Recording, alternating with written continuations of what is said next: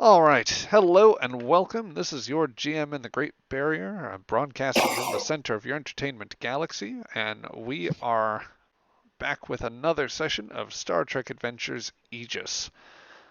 So, when last we left off, the Aegis was following up on a distress call that it had received from an Earth freighter. That freighter basically reported that they were being held captive, more or less, basically locked down at an asteroid station of some sort. A mining outpost, so far as they knew, that seemed to involve some situation of being run by the Tellarites, the Nausicaans. They were kind of uncertain about the exact arrangement, but they were requesting help. So after having to take a little bit of detour from their survey mission, see our previous episode in two parts, Be Still Thy Gentle Shade, as to why they did that. Um, but they wound up arriving several days later, and the crew of the Aegis has subsequently discovered that the station is indeed on a sort of lockdown, and that there are sort of disputing authorities that hold some level of control. There's the Jogus Corporation, a Tellarite mining consortium, essentially, uh, who are busy extracting dilithium from the mines, and there's a Nausicaan chieftain by the name of Hoglul, who seems to govern much of the rest of the station. There is some sort of illness that appears to be running rampant in at least parts of the base for reasons not yet established. You have yet to truly learn about what's going on there.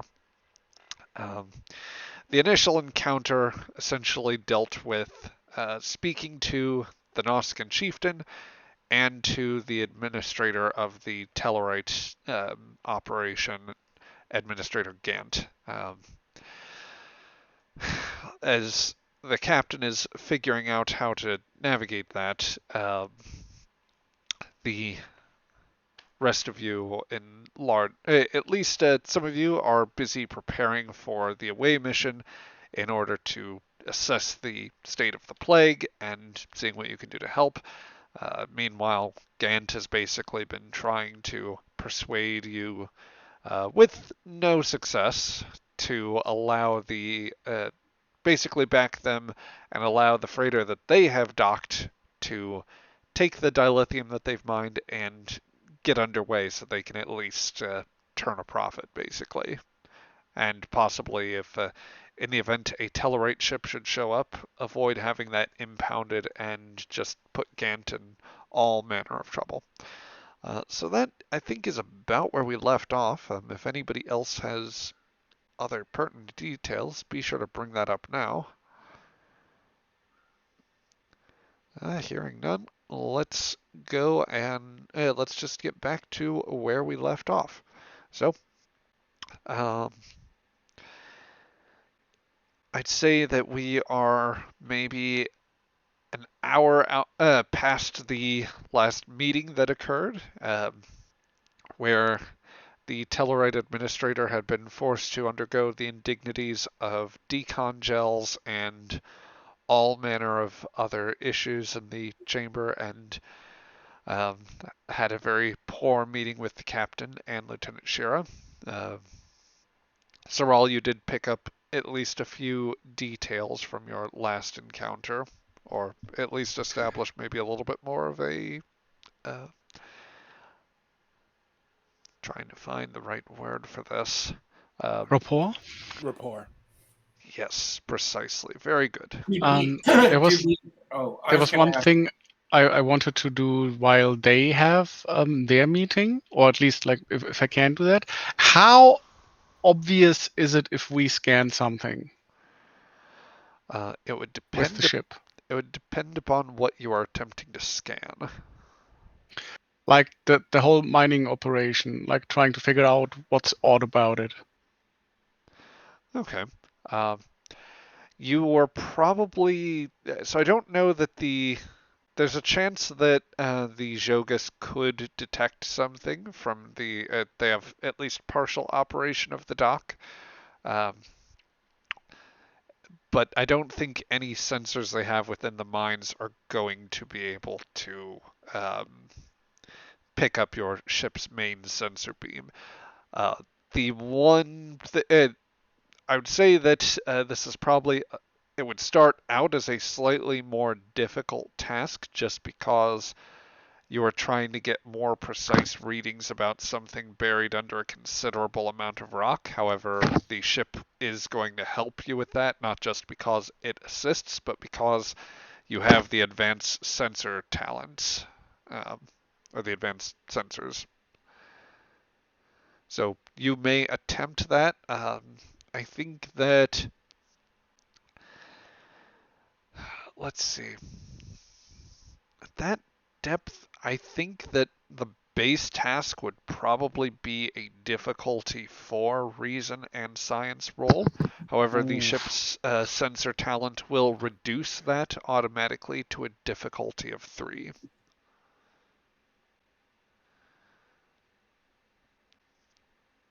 So, would you be interested in attempting that or setting up the small scene to run something like this? Hmm.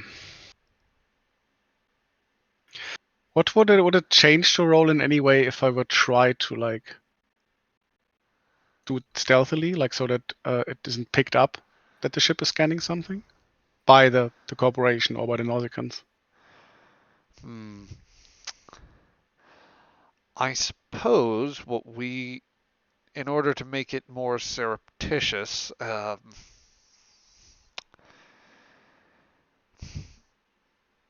I could allow you to attempt to do so with a like in a more surreptitious manner, and perhaps the change that I would make would be that I would simply I wouldn't increase the difficulty, but I would increase the complication range, where the complication might be that your sensor beam is detected.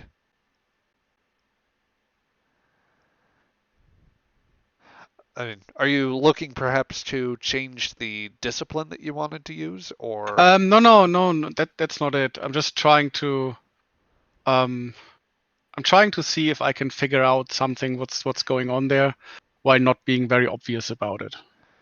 of course? Um, yeah, you know what? I would give it a shot. Okay, I would so give it a shot, and yeah, I would since accept the increased complication range. okay, so I will just to set the scene, as the Aegis hovers around outside the asteroid that you've come to know as Zoran Station. Um, you go from the conference room where you've just escorted Administrator Gant to the nearby turbolift and find yourself in the bridge.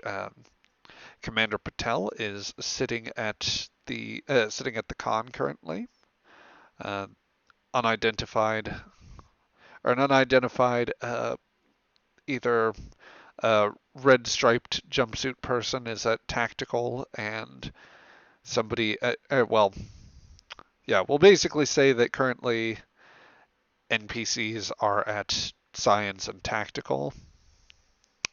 But you step onto the bridge. Oh, uh, Mr. Sorrel, everything okay? As far as I'm aware. Oh, I I can only presume that the talks are going well with the captain and Administrator Gant, but that's I guess not Well, really our I concern. expect insults are flung around and tempers are heated, so yes, very well. He nods in agreement. Patel may not have as much experience with Tellarites, but he's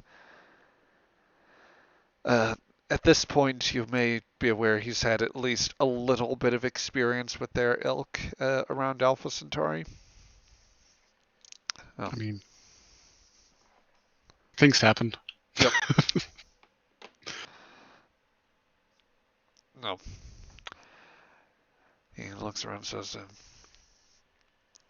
So I wanted to take a closer look at the station, see what we're dealing with here. sure thing. Sensors are at your disposal here. If you can find out anything more, then by all means. Yes, I remember someone mentioned an improved sensor suite. Let's give this a whirl. Yeah, they are top of the line. I've been looking forward to turning them to a few more anomalies to chart or planets to survey. Wish we'd get to do a little more of that. I'm sure we will. And starts words hitting buttons. Yep. You walk over. The ensign that is currently manning the sensor post steps aside for you to access the console, and you may roll Reason and Science. Once again, this is at a reduced difficulty of 3. I am spending 1 threat to increase your complication range by 1 as well.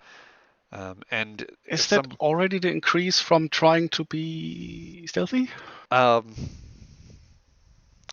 I think that my intent was still to spend the point of threat. I would like to set that at say that that's just a natural condition I could impose, but I think that the truest spirit of the rules would be for me to still spend the threat in order to increase it. So, I mean, I'll give you the threat right back and buy a die with both signs. spectacular. So, guess it evens out in the end. I will take it. And if somebody would like to roll for the ship as well, then you may how do much so. momentum do we actually have? Because 5 is, I think, what we left with last time. Yes, and I'll tell you what, I will, as a GM, I will try to be better about this, but no promises. I will subtract 1 momentum from the current pool just to reflect that last time, or it has been a session since then. Thank you, Craig. Um, but yeah, I will leave you at 4 for now.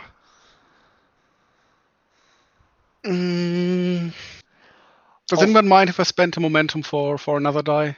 Go for it. I want to milk this for everything it's worth. Also, the ship may assist with sensors and science. However, whomever rolls for the ship, I would ask that you modify the complication range for that as well, or reflect that it is increased to 2. So I assume sense operations works as a focus. It would, yes. Excellent. And it's, what was the roll again? Science? The roll is reason and science. Reason and science. Excellent. Yes, right up your alley, Mr. Sorrel. And that is 4. Yep, that is 4 successes right there. Let's see what the ship does. Please, no complication. Wait a minute. Felix, you rolled 4 dice and not 3. Yeah, I bought 1 with momentum and 1 with threat. Oh, I see. Or how do they? Is that still? I think is the cost still increasing? You know, I think that the rules are still. I think the rules are still permissible on that, but I will allow it this time, pending some correction or like double check on that. So you are even good. if it doesn't work, the last die was a 0, so it would still work out. Yeah, it'd be fine. So anyway, so yeah, that alone will be enough. If somebody would still roll for the ship, please, that would at least help us understand whether we're getting back any more momentum from this. And while we are waiting for that. Volunteers charging forward to roll this dice. Yes, who wants to roll for the ship? Come on. Do it. The GM will roll if no one else gets to it. We need a designated ship officer. I'll do it. I'm sorry, my mic was off. I had to move something. I'll Copy be that. glad to do it. Let me get on. Yep. Let me get Sure to the thing. sheet. So it will be sensors and science with a complication range at 2. Okay. Sensors plus science complication range 2. And it gets one die roll, right? Correct. The ship always assists with only a single die, however, it also always has a focus. Oh, okay. Yeah. It's the nice thing about the ship assisting. It is always relevant. Okay, science and what? Sensors. Sensor. Okay. And sensors, and I'm rolling now. Oh, Well, no successes, but there are no complications. So yes, once again, on a difficulty 3 roll, Mr. Sorrel, you scored 4 successes, so that will be enough not only to clear the task, but to earn back your point of momentum. So you, as surreptitiously as you can, you narrow the range of the main sensor beam and find other ways, tricks you've probably used in the past on your own ship to minimize any sort of indication, either. Yeah, maybe I hide it in like a communication burst or something like that. Indeed. And I want to look for, it's like one of those weird questions where I want to look everything that should not be there or that's like out of the ordinary. Like, why are the Nausicans in such a rush? Why is this such a high quality dilithium mine? And apparently it didn't go to like proper channels, it felt like a bit. Yeah. Or like, why did it end up here? It seems like a lot of, what's the word? Things that seem out of place. You know what I mean? Yeah. Well, I can start giving you at least some of that, or I can speak to the things in a strictly what your sensors could tell you. With the thorough detail that you begin to examine as you go through this, you start realizing a few things going through the sensor telemetry. First and foremost, there is actually quite a considerable vein of dilithium in the mine section. Somewhere deeper in the asteroid, it seems as though there are a few areas, and that the current set of mines is set essentially at the easiest to access mine, which is still at some depth, but is closest to the surface, and it would be it would seem like a good follow-on that if you wanted to start mining this asteroid out, that this would be the best location to start. And insofar as there's anything unusual about the mines, like the mining operation itself, there might not be anything that makes things that's extremely noticeable. Although I suppose one oddity for the type of operation that they're running, that is to say, an asteroid operation, um, the cavern actually appears to be pressurized. They, rather than going through the process of, they tunneled, it seems that they tunneled out the area in order to create the mine, which, as near as you can tell, is separated from the other areas, both the modular Tellarite base that the Jogas Corporation has set up, and the habitation areas where most of the rest of the outpost lives. And it seems as though, like, rather than essentially tunneling it out and mining in vacuum, as is often the case in space-based operations, they opted instead to pressurize the mines and like fill it with atmosphere, so that people can operate in there without the use of vacuum suits or anything of the sort. Compound-wise, there are maybe trace elements of other sort of interesting ores, but a lot of it is fairly standard, bits of like carbon and other compounds derivative off of that. If not for this dilithium mine, it would probably, like the vein of dilithium that is, this would very easily just be a dull Class D planetoid in all likelihood. Hmm. But, Any life signs that seem odd? well, you do notice that with that scan, I would say that at that depth, I think that you would get a trace, of course, like of a good sense of the full range of biosigns there. You are detecting, of course, a good number of tellurites who are mostly concentrated in the in either the modular prefab area. Within the mines, there are some tellurites there as well, and some in the dock area. The Nausicaans also have a similar layout, except for instead of the modular base of that belongs to Jogus, they are almost exclusively in the habitation. There are also some sensor readings that, of course, point to human life signs, Capharian life signs, the insectoids, who are most well known as farmers and terraformers. There are a few small isolated life signs of a couple of other individuals. The one that maybe strikes you as most unusual, there's a Vulcan life sign in the habitation.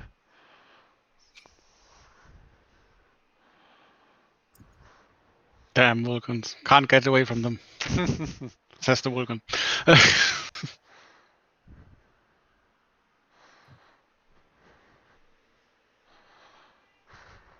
But nothing that would quite explain why the Nausicans are in such a rush. No, there isn't the sign of, say, any sort of.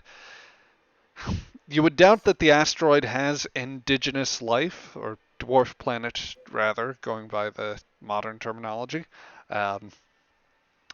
There are signs of some limited animal life, but in such sparse quantities as to suggest perhaps they're being kept as pets or livestock.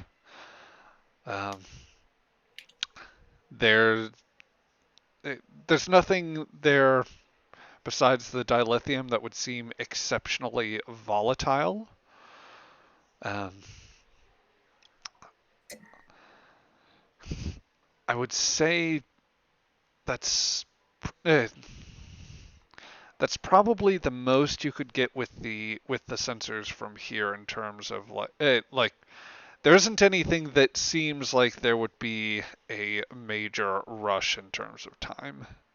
I don't think that the sensors would quite give you anything else through that No, level. that's fair. Yeah.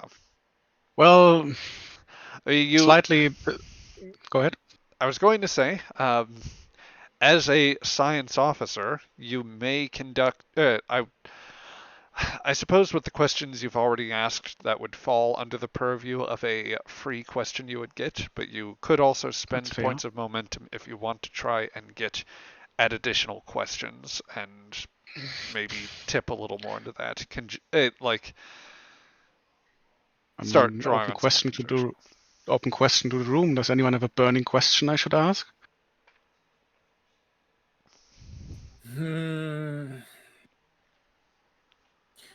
Is there any part of the mine or anything we're scanning that is we're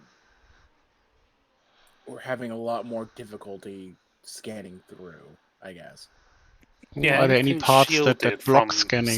Yeah. No, it doesn't have to be like shielded, but just seems oddly an odd congestion of whatever material that would be hard to scan through. You know. There do seem to be some signs of more interference in, like particularly like passive EM fields and perhaps mineralogical interference that seem to be coming from a section between the or the habitation and the mines. Near as you can tell, there's some active machinery of some sort between the two areas. From Which your isn't surprising. from So, your guess, it would handle any number of logistical functions, probably, anything from environmental controls, artificial gravity fields, life support, possibly some supplemental power generation, might be helping with some of the mining equipment. There's a lot of reasons that are very practical ones as to explain why that would be there.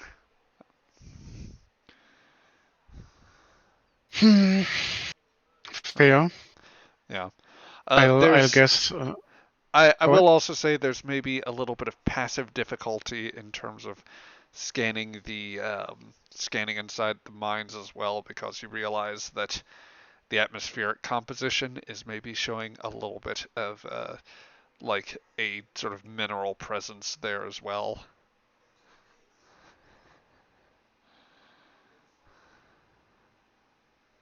That's normal, I assume, for a mine. I Or mean, is that an abnormality? it's possible that it's kicking up a lot of stuff with whatever type of mining they're doing. Lots of excavation. It's a lot of matter you're moving around, and not all of it necessarily getting picked up.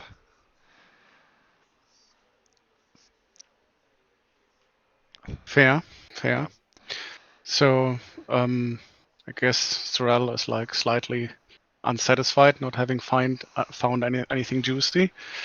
Oh. Nonetheless, he like converts the data in like a 3D map of the mine with labels and everything, and sends that with his and other comments to the captain. As you send that, Patel strolls over and looks over the console. Huh. This might explain at least a little bit. Oh, I'm sorry, nothing to do with the crises, Mr. Sorrel. No, More, please, I'm all ears. well, based on the readings that we've been taking in the system and the geological composition of this asteroid, I'm starting to wonder if perhaps this was a captured object, something that was sent loose of the of its previous solar system or other area. Essentially something that managed to break out, traveled for anywhere from millions to billions of years, and was captured when it made a pass of the star or one of the planets. Granted, it's far enough away, the star is more likely. Just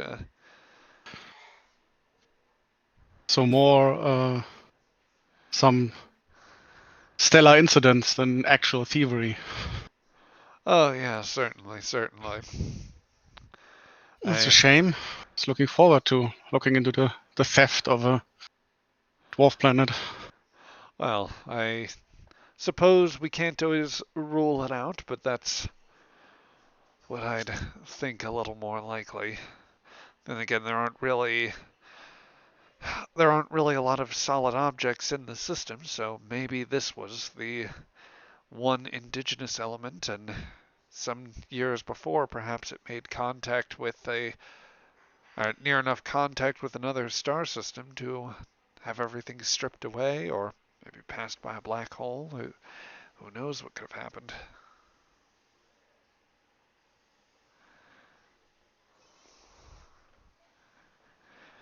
Well, carry on.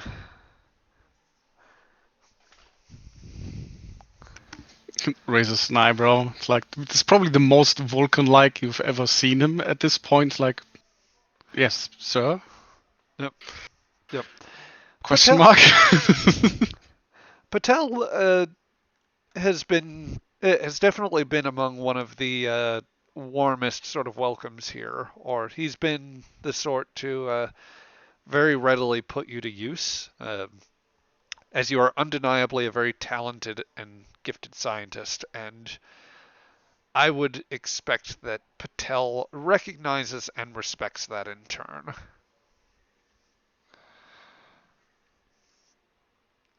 He just overlooks that you're a rogue and a cad. A lovable rogue? Yeah, we're still working on that. Oh, I'm slightly blushing.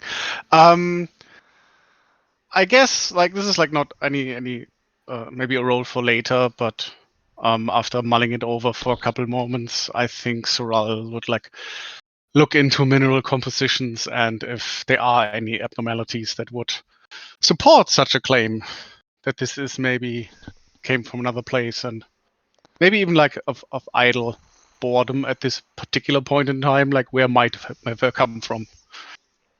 Certainly, certainly. And there'd definitely be the opportunity to study it more later. That being said, well, I think that we can leave off that scene for now with um, leave that off with your continued thoughts on the matter and cut around to the rest of the ship.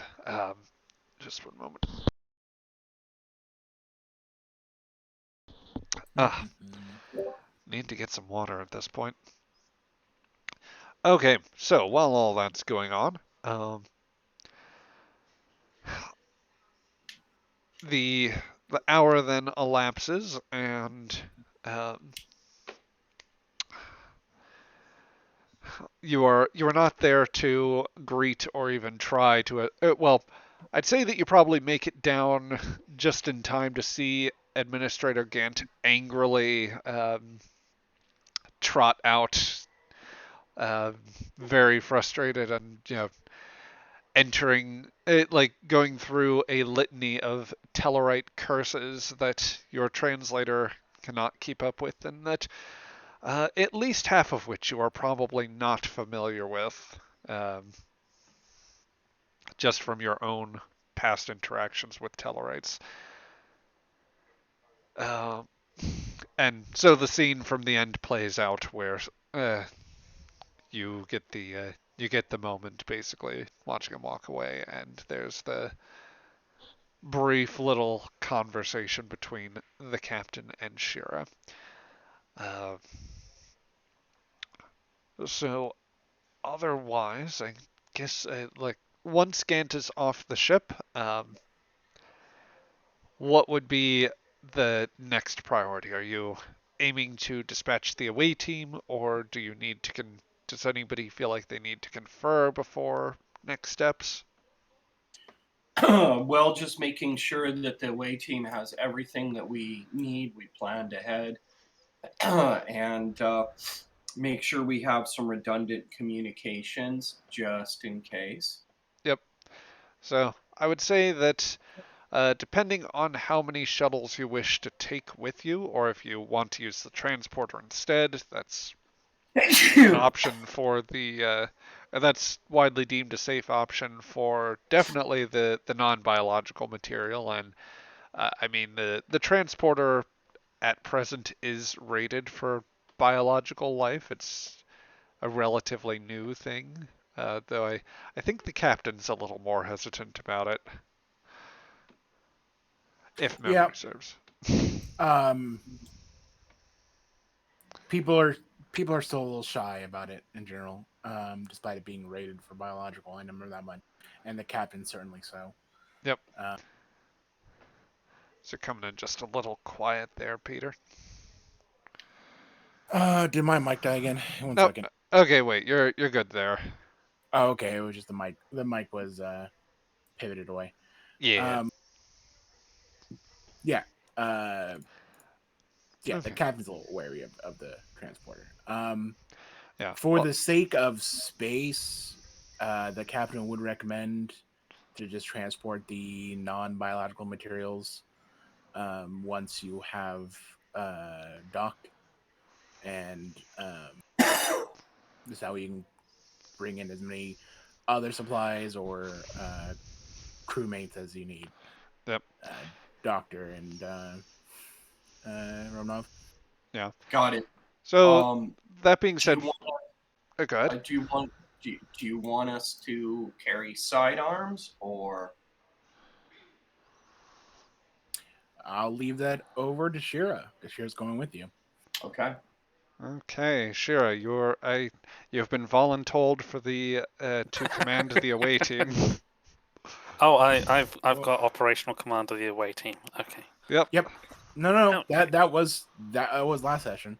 You do have operational control. Okay. Standard away team practice then. I guess would be just regular sidearms. Okay, everybody gets a phase pistol. You were also told that you're there more or less to get a reading on the current outbreak, whatever that is. But if you find something interesting that you feel like find something interesting, or you feel compelled to go deeper into the station, inform her first. Yeah. So it's me, the doc, Aleska. Who else is on the team?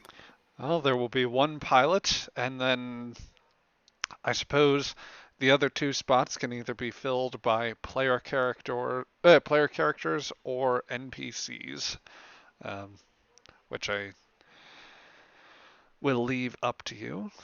Who else wants to come along? Yeah, who wants to be involved? Well, does the doctor need an additional nurse, or medical officer, or does Romnov need Do we need a scientist? Do yeah, we? what do we I need? wouldn't mind some backup engineers. Wasn't there something engineering on the base you wanted me to look at? I'm trying to remember from last session. I know we've got to get the No, file. it was more of trying to find a way to safely whatever was needed in order to create a safe Got it. quarantine area. I'm doing medical because engineering. the station is not exactly well built. So Bingo. I know who I want to bring. I want to bring my engineer who supports the medical lab, or one of those engineers who's very knowledgeable about medical and medical systems. Romanoff can do that, but she wants a pro next to her. all right, can I create an NPC? Create an NPC. If you would like a supporting character specialized with that type of fabrication and whatnot, then we can definitely throw something together. I'll copy something to you in just a moment here. Does Saral want to come along? I would love to have Saral. Sure. It's a party, Saral. You don't want to miss it. Just so that everyone's involved. I'm sure Eula would prefer to lead the Vulcan on board, but there we go. Sometimes we don't always get what we wish. I would and prefer to space the Vulcan, scientist-wise- but you know. Scientist-wise, we do have an NPC who's already come along on this stuff. The girl who was She is not suited for this. Oh, okay. She doesn't have the stuff. Sciencey. She does atmosphere and anthropology. That is Oh, not. okay. Nah, it's not the right kind of science. I just thought we ought to throw her on as many away teams as possible. Traumatize her even more. Most badass ensign. Should be the Kim of the series. And you could always choose to activate Steward for this mission as well. Worst case scenario, you force her to be the pilot. I mean, We all crash and burn before we get there. Excellent. Yeah, so I think Saral then. And hopefully nothing happens on the ship. That's why the captain's there. Captain and Crichton. You've got Crichton there. All right. He will be named.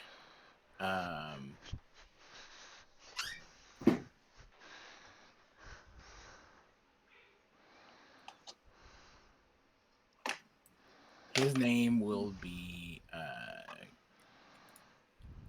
crewman. Or no, well, what's typically in freaking the engineering, as it were? What's the question? What's a nomcom? What's a nomcom? I think Petty officer, Petty or officer. just a Yeah, petty petty officer. officer, Yeah. specialist class Yeah. 2, probably. Or a specialist, yeah. Specialist Leighton. Specialist Leighton, you said, or was that Slayton with an S? Let's do Leighton. Leighton's fine. Leighton. That be with an A or an E? Layton. With a It K, could but even not be where you think. It could even be spelled Leighton. Yeah, it could be. If you want to But go we're really not, out we're there. not bastards. It's Leighton with a K, but not where you think. Well, that's Specialist Leighton is now in the engineering supporting characters tab, so he's your problem now. Sweet. I'll let Leighton know he's coming along. Saddle up, Leighton. We need your skills. Just nods. And of course, no away mission is complete without a pilot, so I suppose Chief Justice can take you guys on board. Unless you would Hope prefer for no one Connolly. less. Justice. We need Justice. justice. We need justice. The There situation is no demands justice. Well, I'm glad we're all in agreement. So, just gonna maneuver some people around and... Alright, so it sounds like then we have the sense of the away team. Shara, you will have a team with the Doctor, Commander Romanov, Mr. Saral, Chief Justice, and Specialist Leighton. So let me just get one ops token here, and just so that we have somebody to fill that, or a token for that. There we go. All right.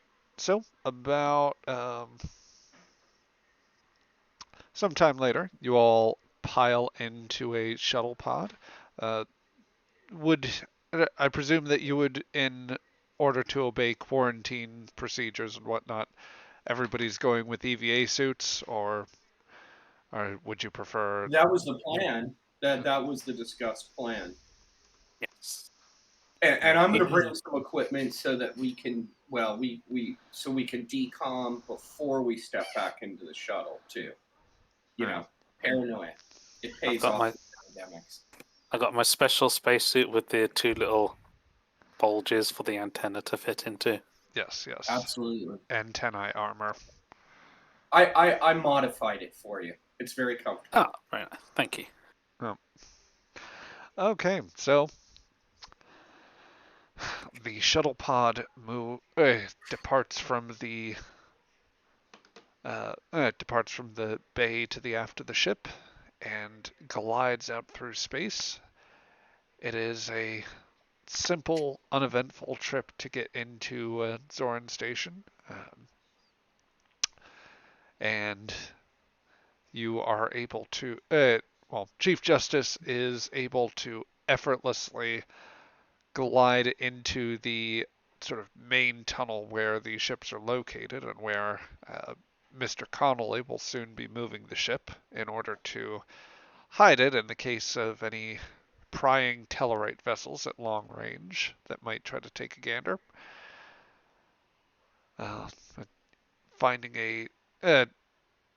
He finds a recessed hatch that is a compartment that is large enough to accommodate the shuttle pod, and that allows it to dock.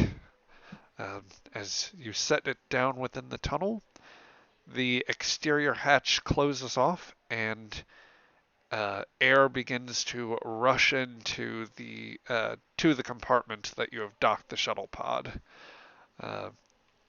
Justice looks over at the external sensors. Well, not that we need it, but we're reading 1 atmosphere, so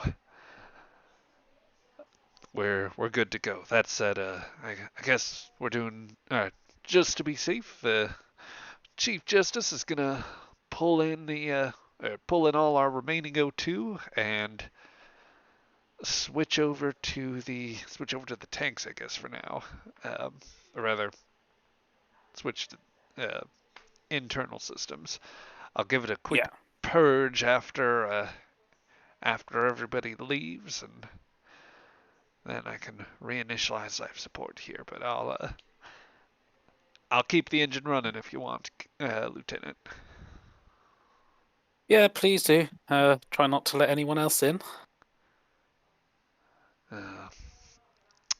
No way anyone's taking my shuttle pod. Glad to hear it. Yep. Where did you get a 6-shooter from? It's a funny story. I actually got it special ordered from a little place called North Star. But that's a story for another day. Never been to North Star. Anyway, let's go out there and let's see what mess we can cause. Come on. Yep, sounds good. All right, so Let's keep the engines warm. the Just in case, go as ahead. they say. Leighton, a rather stout, burly man, who could certainly is probably one of the smallest amongst the group here. He's not a dwarf, but he's certainly like 5'4" for a man. But he's the first one to step out. But he's built like a dwarf, is what you're saying. Yeah. Okay. And he Broad, has strong arms, just a bit short. While he certainly has everything up to spec, he does have a very thick goatee that he's constantly trimmed, but it has like a 5 o'clock shadow a little bit with it. So like, even though he clips it by like later on in the afternoon, it's just like a few centimeters already overgrown. But he tries, and nobody's seen him without it. So. Alaska's never said anything to you about it because you are skilled and you know your job. But So? he'll open it and just look around, tip plot his tricorder, make sure the sensors are reading the way the robots read. He can tell by the sound, is the thing working properly? It would seem so, and that includes the interior hatch that opens up to a broader dock area. And that will be where you and the rest of you see on the outside. So I guess reorganizing things here, Leighton has moved to the front. Who would be following Mr. Leighton next? Yo. Very well. Okay. I'll hang by Leighton. Okay, so Romanov rushes to the front. Doctor, would you be, as you step into this large cavernous room, would you like to, or would you be sticking near the front of the group, or are you any rush to get to the front, or would you be hanging back and letting the meat shields deal with things first, or the more blasty ones? Yeah, he's definitely not in a rush. He's not someone who should be, unless someone tells him to be in the front, he'll stick to the kind of the middle. Copy that. Doctor, I need a literal human shield. If you could just stand 1 foot in front of me, thank you.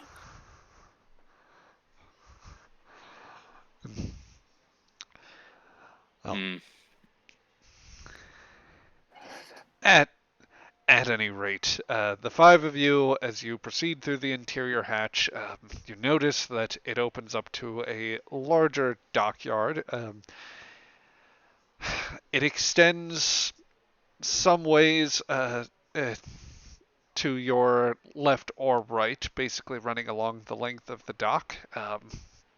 Most of it from the side that you're entering is a fairly pristine and modular metallic structure that, like, completely metallic, that is, with some smaller hatches and larger ones. You would imagine designed to accommodate either movement of cargo or personnel, and some fitted either for the docking of small craft or of larger ships that might be in place. This is very easily on the end that you're entering from.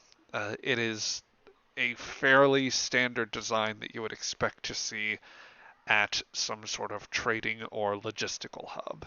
And it would make sense definitely for a mining operation. Um, Immediately, sort of past that threshold, you see more of the natural rocky structures of the asteroid segment of Zoran Station. There are definitely signs of like metallic braces, support pylons, and other structures that are meant to keep things held up. However, it otherwise seems, for now, fairly utilitarian, or very basic and stripped back. It still like shows itself as something that is a relative recent development. Uh, One other thing I think all of you would take notice is that while it is fairly minimalist, it seems as though there's been an effort to work up essentially artificial gravity generators so that everything is sort of working on the same plane, as opposed to what some asteroid bases do, where they basically start spinning up the asteroid and creating gravity by the sort of centrifugal force, essentially.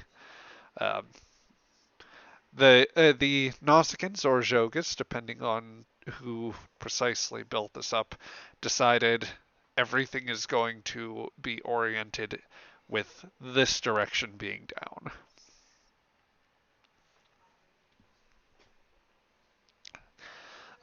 So, in addition to that, you see four. I would say. Oh, God. Sorry. I would say that Leighton would stop the party at every hatch to make sure everything's up to code. He'd spend like 20 seconds making sure it is perfectly safe before just opening it and continuing onward. This is why I brought you along, Leighton, because I would not have done that. Very good. Before you also stand four Nausicaans, disruptor sidearms at their sides. They're wearing varied bits of improvised dispersive sort of plate armor, you would guess. And all of them have respirator devices on their face. The first of them approaches and says,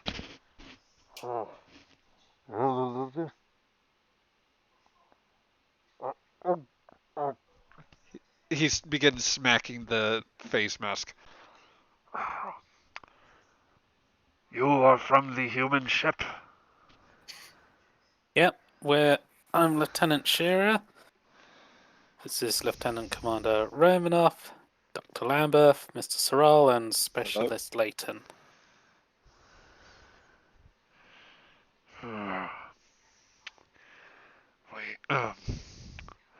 I had already notified the chieftain of your approach. He should be here to greet you shortly. Good. Look forward to meeting the chieftain.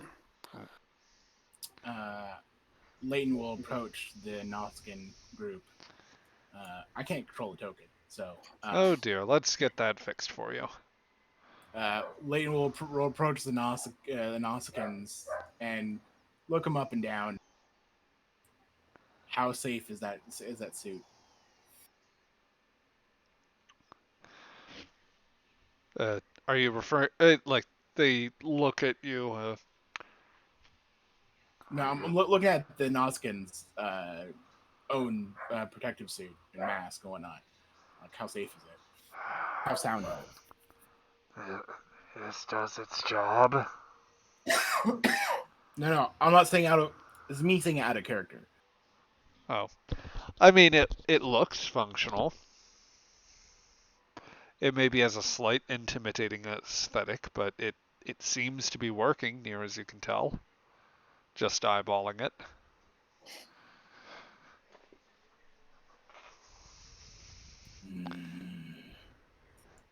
Tilts his helmeted head to Romanov. And nobody else could understand. It sounds like grunts. It's like a Now, very low knowing that gravel. I know. Oh yeah, like, you know, but generally for most people, it just sounds like a muttering. It says, Now, was that the grunt for? Yeah, it's okay. no. I'm gonna translate. I'm just saying, like, because I don't want to try to grunt and then translate. So I'm just saying, manageable. Careful though. She nods. The Nausicaan has taken notice that you've been standing there for a while, eyeing the mask. You have something to say, human?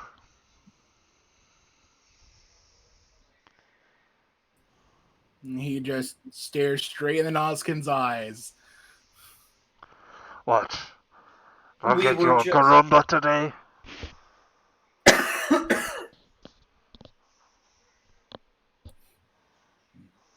You should probably check the sealants.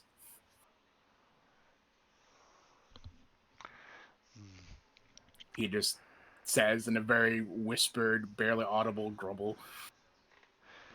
The Nausicaan just kind of narrows its eyes to you,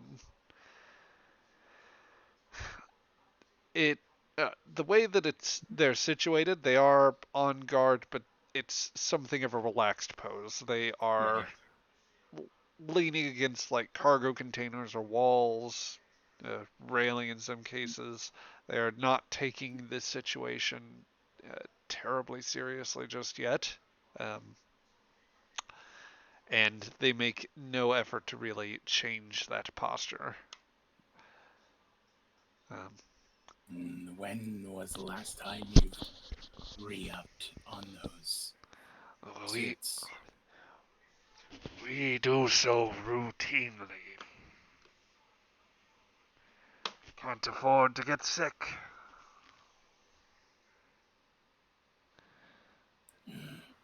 Nods.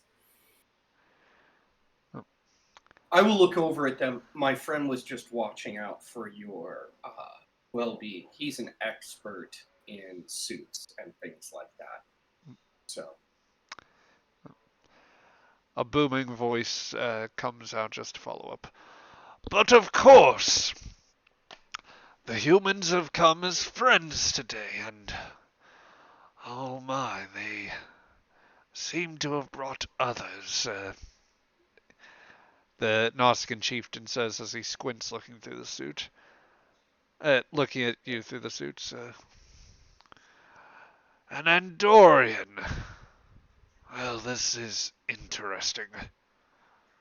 Yes, you're in luck. You've got a whole multinational group here. We've even got a Vulcan. Oh. Well, one I can tolerate. Two we shall see. One? You've got a second Vulcan here? I'm sure you will meet, but... Welcome aboard Zoran Station. I am Chieftain Hoglul. You may consider yourselves guests here so long as you continue to observe your quarantine protocols. Thank you for having us here, Chieftain. I'm Lieutenant Shearer, Lieutenant Commander Romanov, Dr. Lambeth, Mrs. Thrall, and Specialist Layton. He strolls over to you, Doctor. Ah, a healer is among you. Something like that, yeah. Well, Do you need a healer? I need a competent doctor. One that I can afford to get along with a little more. Well, I don't know if you'll get along with me, but I am competent. So, So you say. I will introduce you to Dr. Mecklin soon enough. Even Dr. Lambeth even has experience dealing with non-human patients as well. Oh, I should hope. Let us see if you are everything you say you are. Dr. Lambeth, was it? yeah, Lambeth. He leans in a little closer than might be comfortable. You at least have the comfort of the faceplate to guard you, but he's close enough that the suit is not like if the suit were to fog up at all, it would not obscure a whole lot of the details of his face, which is it is a very old and haggard one with all these sort of intricate wrinkles, protrusions of fangs, um, a complete absence of hair, I should note. Hmm. Also added to this is quite the tall gentleman. If I recall, Dr. Lambeth himself is a bit lanky, but not terribly tall. Like, what did we establish he was? Yeah. I don't think I came up with a height, but probably a little below average, maybe. Okay. Then he's definitely just about got ahead on you at this point. Oh. Welcome aboard, all of you. I will show you to our main habitation, and perhaps some of you can be of some good from there. Do you require help unloading from your craft, or you don't seem to be carrying too much?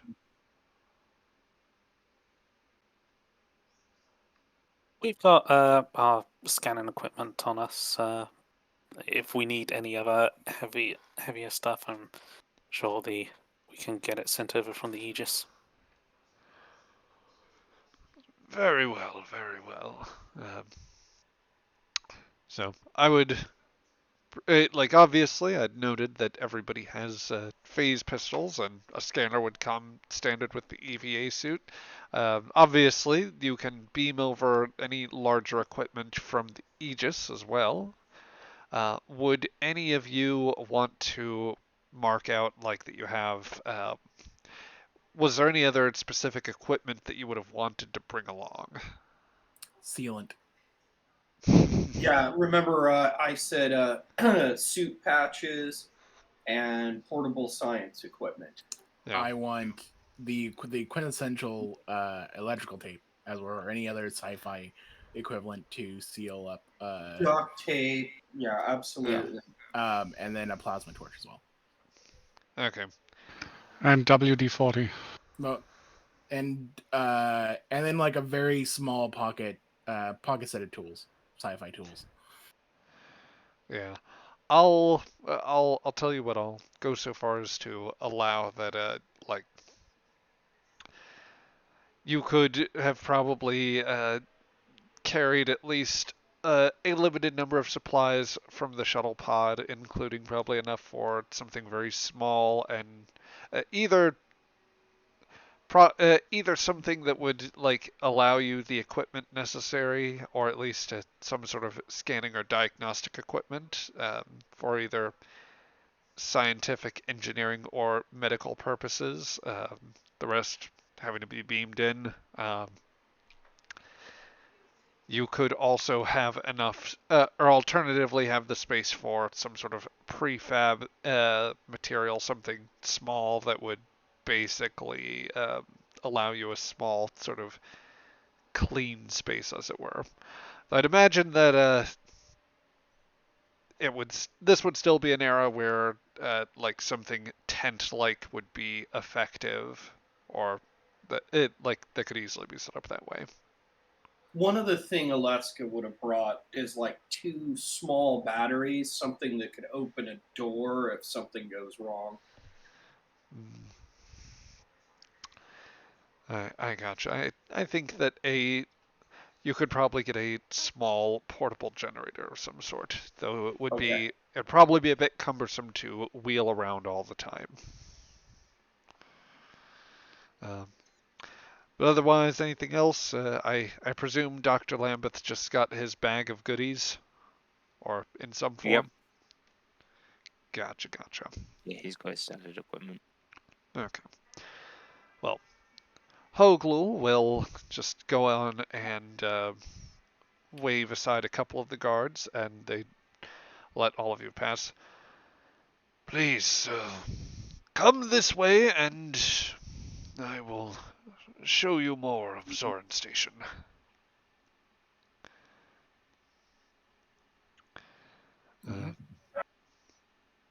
Thank you.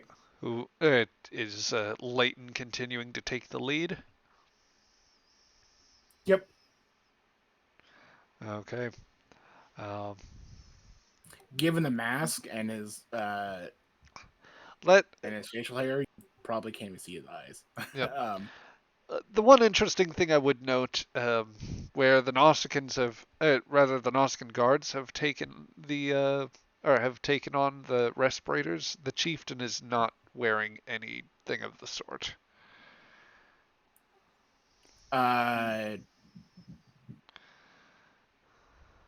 He will mutter something, which I will emphasize. It's basically what everybody else hears, but and probably an occasional word. But he looks over to Romanov with, "Is he infected? He's not quarantined. Probably. He's not safe." Yeah, probably. We should probably It's a ask choice. the doctor. When we get the chance, let's get on the scene first. He knows the call he made. If he is, I can't do my job because it's already infected. Right. Well, he would potentially infect an area, but we could set up and decon that area after he's left, right? I would need chemicals from the ship. Okay. I'll pass this to Eula so she can mention it to him.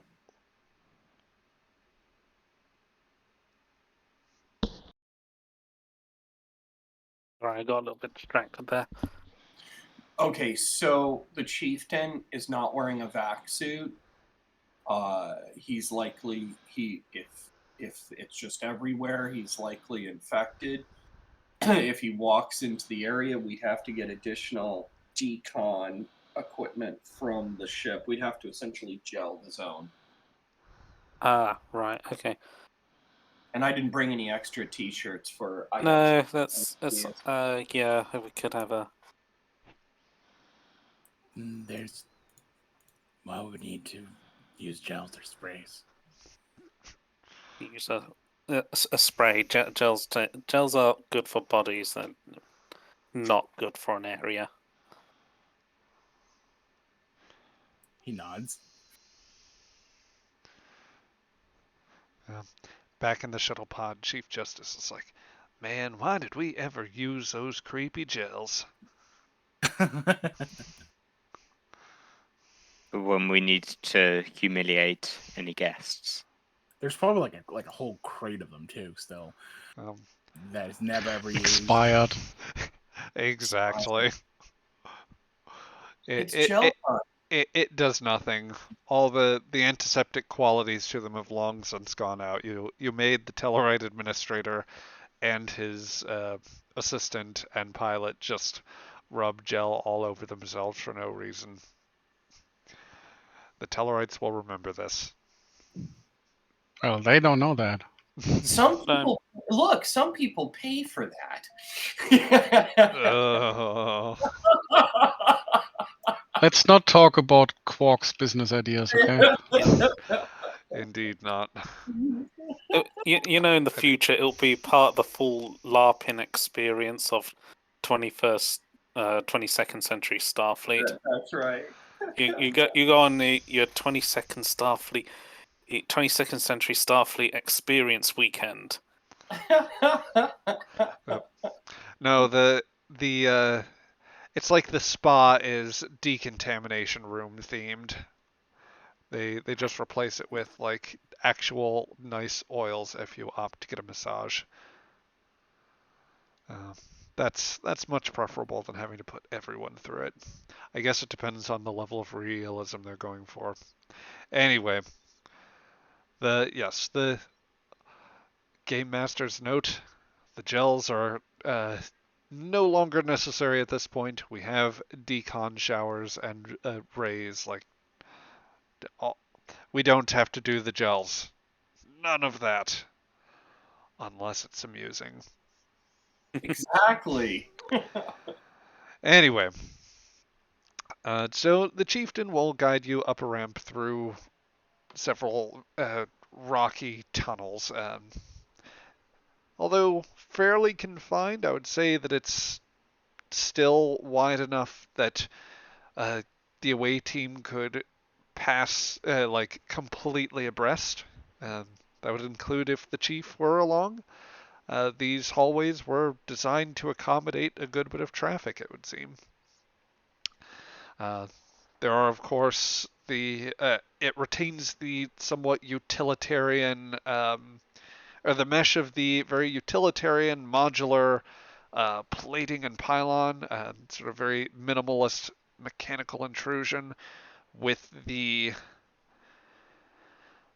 slight but jagged edges that are present from the tunnel, whether bored or blasted. The remnants of this that have some smooth areas, but nonetheless a few sort of harsh angles at different points. It's come out very organically as a result. Whatever was used here it didn't leave a completely uniform impact in creating these corridors. Well, I suppose that your the humans are not the first to have come here, but you, Lieutenant Shira, are at least the first Andorian to see Zoran Station. Oh, glad I get to be the first one. Seems a nice mining station. It will be so much more than that one day. Oh, what are your plans for the place? He gives you a glance over his shoulder.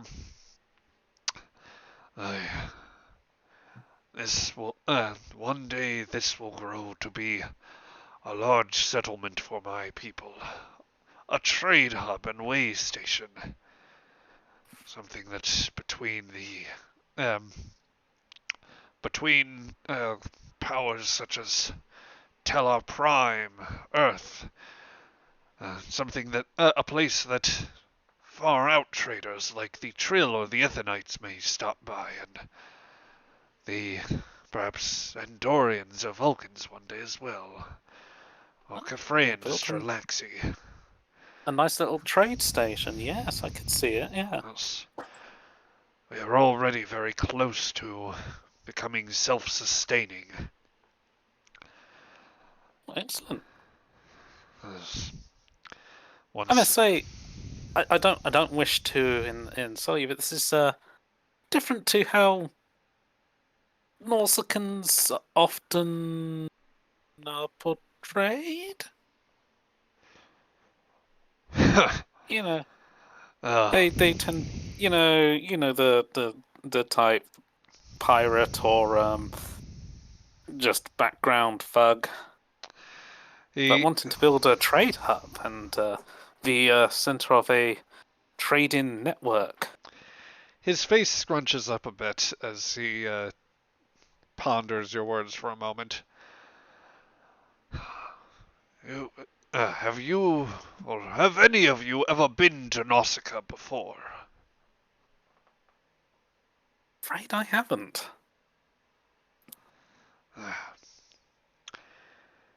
It is a hard world, Lieutenant. And, well, some places are as lush and verdant as the worlds you might have found. Many places my people are not so lucky. Worse with wars that have plagued the planet and the harshness of the industrialization that's spilled out to other regions. He shakes his head. Uh, his gaze going slightly off into the, I would say, longer distance, or less focused on the corridor ahead and more perhaps out at something more ethereal. It has only gotten harder. But my people have a work ethic instilled. Our planet is a hard place to live, space still harder, so we in turn must apply great work to it. For many, unfortunately, that has meant going out to the stars and trying to tame it by forceful means, by conquest, raiding, or piracy. It is much harder to build than it is to destroy, and, well, I'd like to think that we have started to build something new. And as he says this, you round a corner of the rocky tunnel and find a large metallic door, sealed with sort of two, like, clamped sections. As he approaches it, he waves over a door control, and there is a brief sound as servos kick on in the door, and it begins to open it begins to open wide.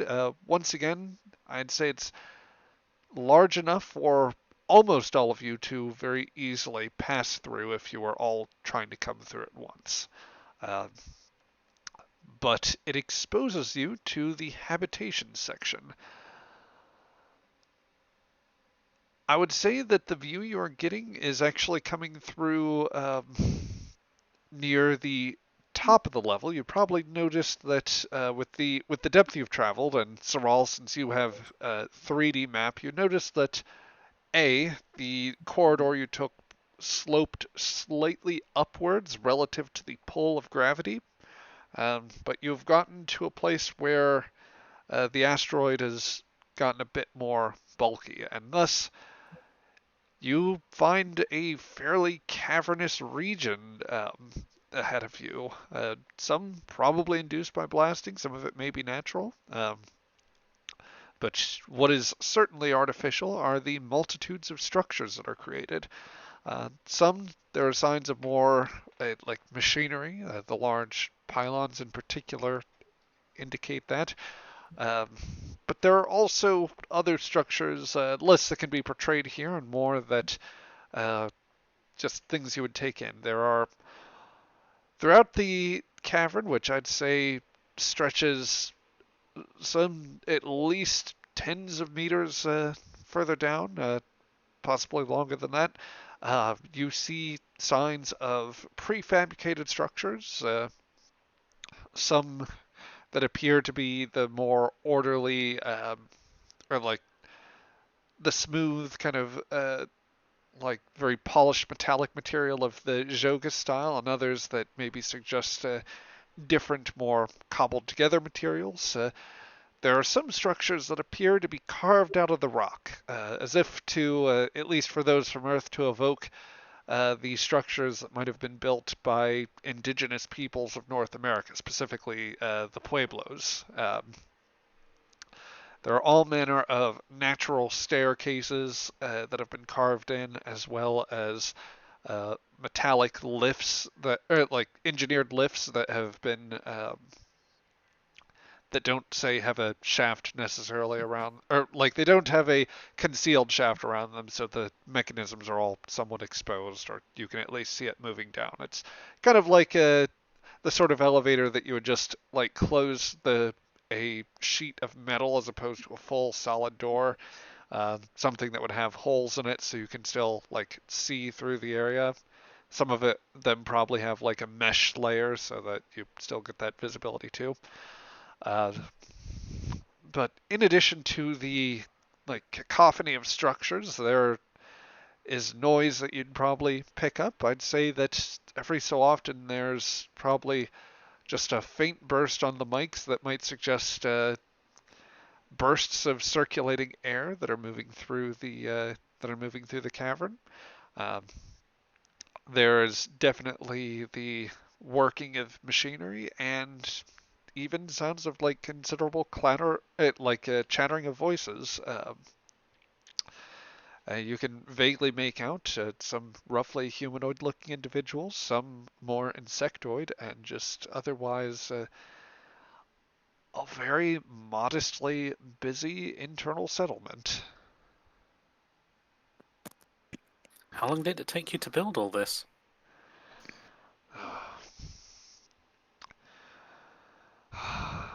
This project has been at least the past 3 years of my life to actually see begin to come to fruition.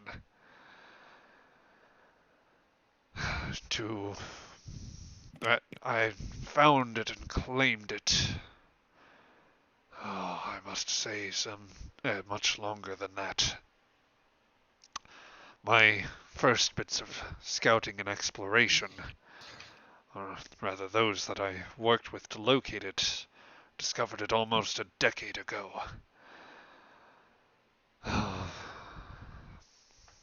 Thankfully, I was out in a place where very few had looked at it.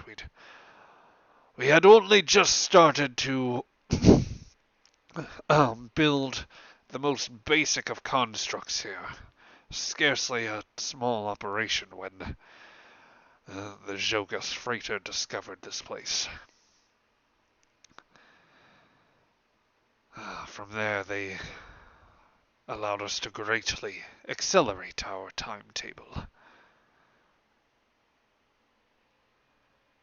Yeah, I'm used to living underground in caves. Most ice caves, though. We keep it a good bit warmer than may be comfortable for an Endorian. I've been living on a human ship for the past few months. I'm getting used to warm temperatures. Anyway, environmental suit helps regulate things. Yes, yes. Well,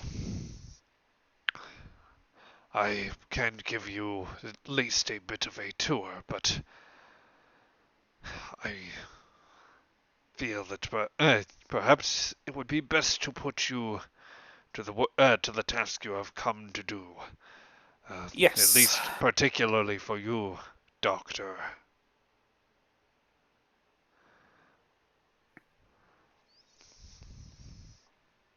If you...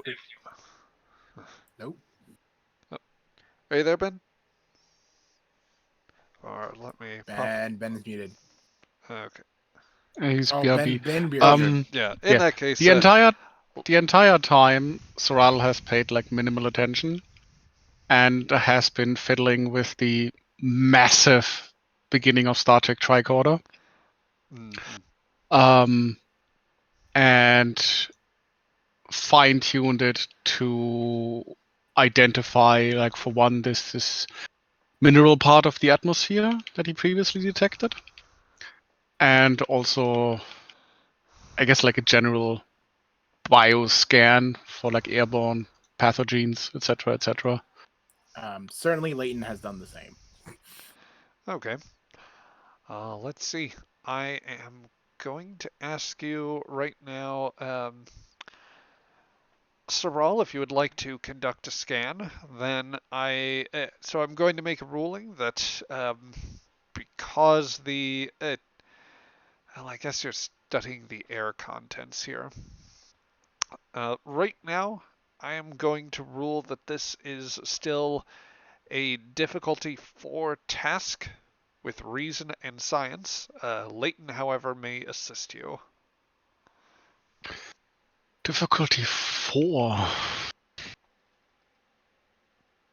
You can always use your inspiration, or rather your not inspiration, your Yeah. So valor. how do we want to rule this with buying dice with threat and momentum? How does that escalate? I think that in other games I have still allowed people to basically buy buy them on separate tracks. So I will allow the 1 momentum and 1 point of threat to be spent here.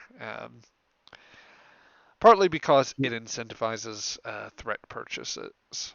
Yes, you are a generous god. Yep. Then I would like to do that Okay. and hope 4 dice and an assist is enough to All right. crack difficulty of 4. I am going to take that point of threat you've given me and 1 point from the pool in order to actually 2 points from my pool in order to increase your complication range by 2. So that would increase it to a total of 3 for the complication range. I have decontamination and environmental systems. For that, those work. I think that since you are scanning for like airborne particulate, that'd be appropriate. Does sensor systems still apply? Uh, Sensor operations, rather. I feel like I think the indication is ship sensors, not like tricorder scanning. So sensor operations does better fit for that. I've seen hand scanners as a separate focus, so investigation. Investigation I am more partial to in this circumstance. Fantastic. Then I will try reason science, I assume. So That would be correct. boom. That is 4 successes, plus an assist from Leighton. Specialist Leighton there gives you a 5th success, so you do manage to earn back your point of momentum. This was a difficulty 4 task, so that should be 1 point. And not a point that I meant to give to myself. Let's get that out there and give that back to Shira. 1 point. Okay, so Mr. Saral, as you are conducting your scan, you're actively comparing notes with Specialist Leighton here. In particular, after that last burst of air, you started trying to study signs of the composition of the atmosphere. There's no detectable signs of any pathogen quite in this area, and in the immediate within the immediate atmosphere, there's no signs of anything more than perhaps very trace levels of sort of natural, like the expected sort of compounds in the air. As you get lower, you maybe start to get a few readouts on other compounds. Most curiously, very trace levels of dilithium and a few other minerals that you might have expected to see deeper in the cave, closer to the vein.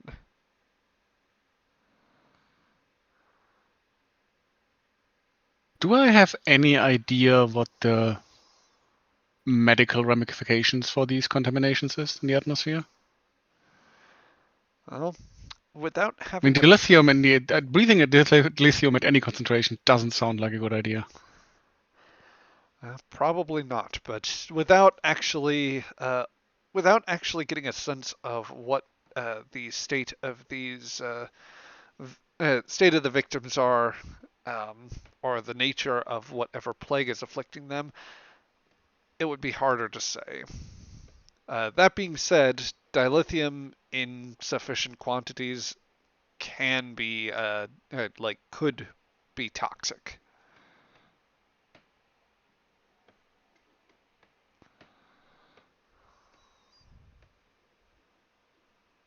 Can Leighton be like moving around trying to find where that source of dilithium is coming from? You can certainly try to run a scan for that right now, but there's nothing immediately obvious, I think. All right. I want to check something while Leighton's doing that. Mm-hmm. Are there filtration units in the air ducting or the air conduits that come into this area? Are you are you asking the Noskin about that, or are you attempting to? Where are you attempting to get the information? I guess is my question. The base administrator, the chieftain, is still with us, right? Yes. Yeah. I just tell him, I go, I want to check your filters. Is there any filtration units in this where your atmospheric supplies flow through? There are a few units, some of which I can more immediately access, others which I will need to speak with the Jogas personnel about. The base is a joint venture, and, well, they have helped us build a considerable part of the life support and environmental control infrastructure. Yeah, It was if their I idea could- to build up the artificial gravity in this manner as well. Right. Well, the base is well designed. You've overseen it quite well. Yeah, if you can get me access to that, I might be able to help our medical and medical specialist and our doctor and our science officer. He nods, and with a roll of his broad armored shoulders, he begins to take some steps down the down one of the staircases that will take you deeper into the habitation. I will begin making arrangements. Likewise, if you feel the need to study the mine area, I'm sure that I can conduct that as well, or make some I'm arrangement. sure that's going to come up as a request, because the bug might have originated there somehow. Unlikely, but you never know. Yes. The old grizzled chieftain guides you down the pathways. You continue taking your scans. There, in terms of the presence sort of on the street or around the buildings, you begin to see like there are some larger intersections of sorts, or like areas where there'd be logical gathering points, crosswalks, perhaps public commons of different sorts. And the presence is modest, but it does seem quite sparse at times, or there are areas where it seems like people could gather that seem somewhat deserted.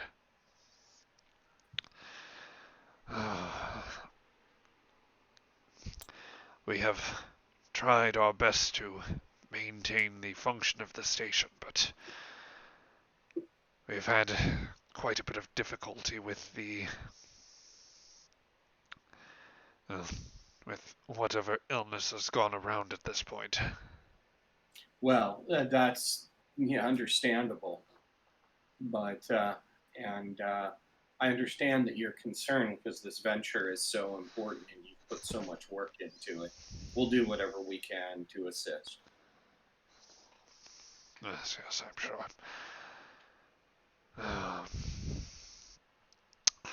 Yes, If you have any trouble with any particular systems, I'd be happy to take a look. he glances over and simply says, "Well, so far as I know, it is not the technology that has failed to this point. Rather, it is the people that we have manning our systems." He sort of glances off and in a bit of a distance where there's some prefab structures, but it seems as though there are also, in addition to a cluster of metallic structures, there also appear to be fabric or like sort of plastic-based structures, what would seem to be tents of various sorts. Unfortunately, this crisis has done a great deal to undermine our people, and without a clear sense of what's going on, I do not know that we can maintain either operation of the settlement or even the mining quotas we have agreed to.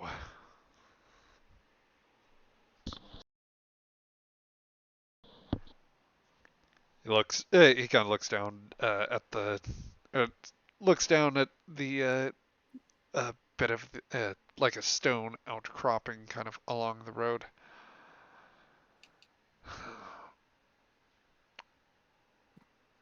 I, just as a point of clarification here,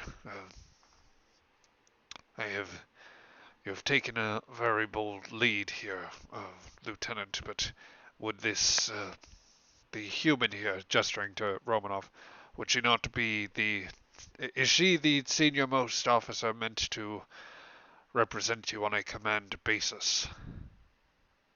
No. The lieutenant. No, Alaska's expertise is in engineering. I'm leading the team, even though she does have a higher rank than me. So if you want to liaise with the team, yeah, you can go through myself.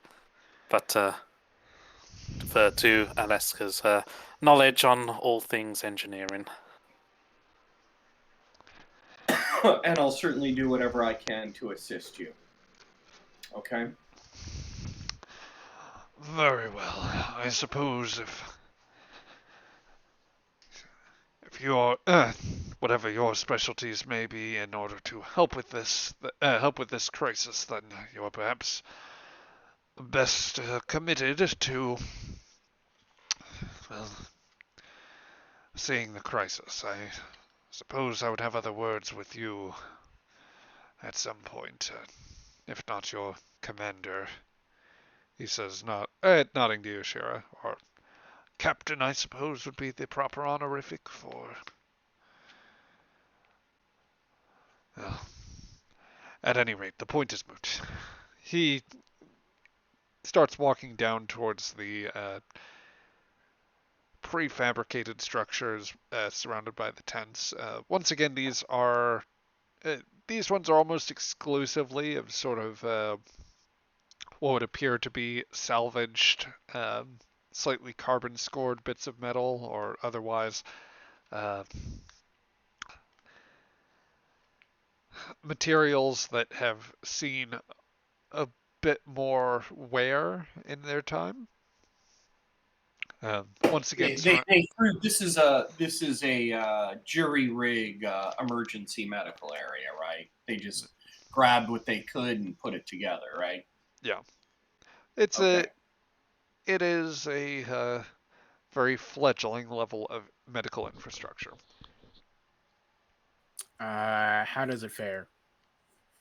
As someone who repairs and builds these things, how does it fare? Well, I'd say give me an insight and engineering as you approach it.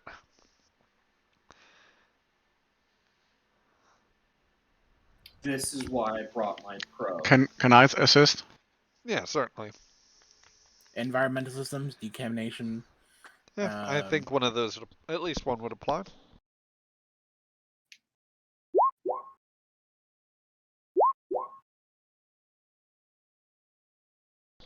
Yeah, well, 4 that'll successes. fill you up on momentum there. And I think give you, what, at least two, or that'd give you two floating there. That's right. Or no, one floating and then fill up the pool. Okay. So, the as far as like the tents around it goes, they seem like they would at least be they're of a comparable material, it seems, to the types of decon tents that you might have brought along. Mm-hmm. Less so maybe for whatever type of fabric material they have, or that may not be as intact. It's also definitely not as sealed, it would seem. The actual metallic structures seem to be, they seem solid enough in particular, but they, uh, you know, you're not certain exactly how sound the system, like the internal systems would be if they are as heavily used. I mean, it's clear that they've got like their own sort of environmental unit attached that still seems to be puttering by, but let me put it this way: it's either been out for a modest amount of time with very extensive wear, or it's been out for a long time um, with just more or less continuous wear, and any repairs on it look like it's probably been kind of cobbled together or otherwise, just sort of hanging in there. He will immediately look to Romanov, or look to Shira, and then look to Romanov because nobody fucking understands him. I do. I have a special. No. I'm thinking about like nobody else understands him. He just says, "I can probably rebuild that better, but I need to know now if I can do so."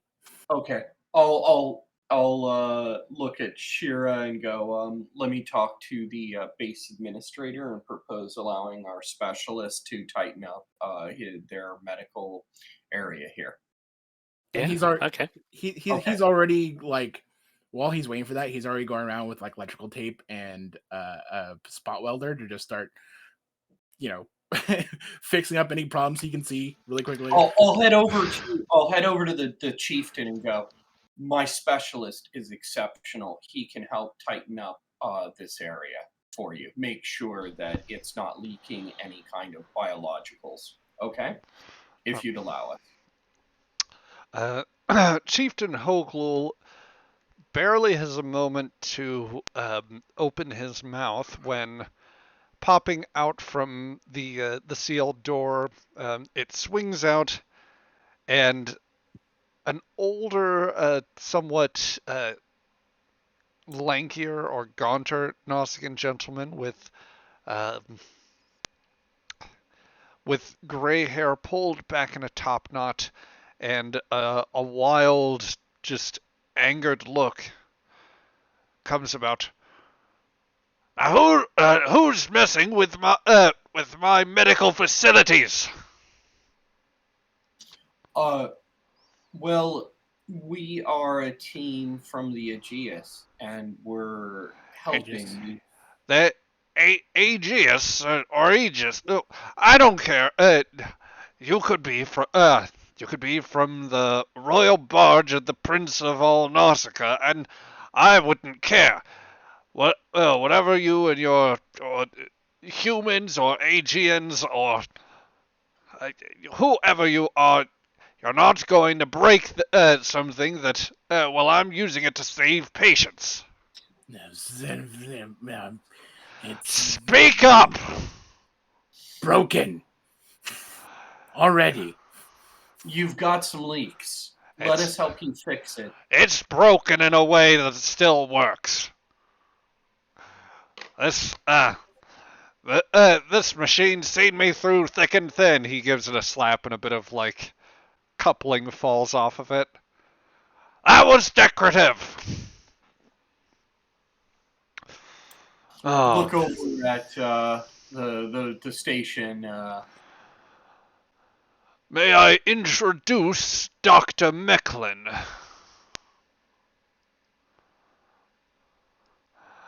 Oh. Not that I gave permission, but that's your prerogative, I guess, chieftain. Now, are you going to be doing any more renovations without permission, or can I get down to saving some lives?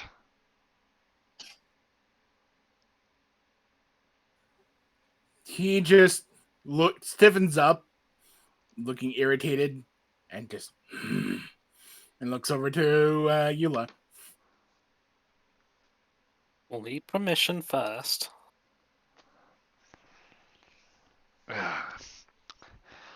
Well, Hoglu, the least you could do if we're bringing in more outsiders is to bring me someone that can properly help with the health crisis. Trying to build more for the future, I guess. Everybody looks to Lambeth. Yeah, That's right. Van, you still here? You hear my dude? Yep. So We have a doctor if that's what you're looking for. you need a doctor. I am a We doctor, got to work. but I definitely I could use another set of hands. Human. You ever worked with Nausicaans before? Orcafranes? Or anything outside of your little home world? Me? I've got some I've got some experience, not with Nausicaans or the other folk, but I've been around. I'm a quick study. He pulls off, you notice he's wearing what effectively look like surgical gloves with in a manner that gives him the like without making contact with any skin, he pulls away the glove to use one hand to rub at his brow, where on another species there might have been eyebrows, but Nausicaans at least don't seem to have them.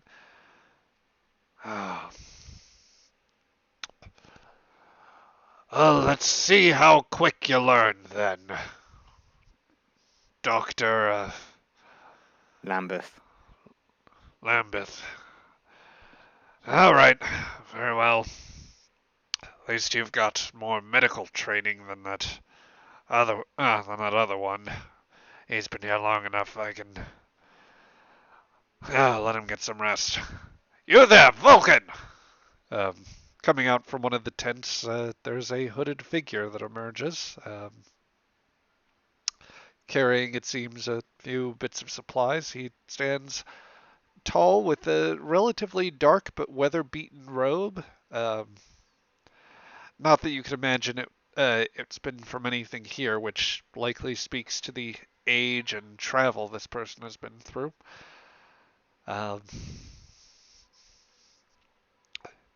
He hands off some of the supplies to another Nausicaan that seems to be helping out before walking over in a very measured gait.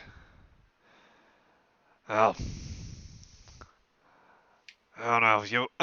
You've been here since I got off shift last night, so take a rotation, get some rest.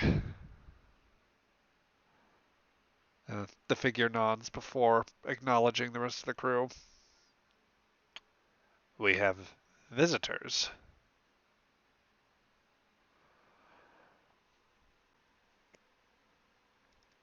We're Oh, wait. from the SS Aegis. United Earth vessel. I'm Lieutenant Shearer, Lieutenant Commander Romanov, Dr. Lambeth, Sarat, and Specialist Layton. Who's now looking around, grabbing random scraps that he think would be useful for a rebuilding of this thing, that environmental system. The hooded figure, identified as a Vulcan, closes it, walks up to the group and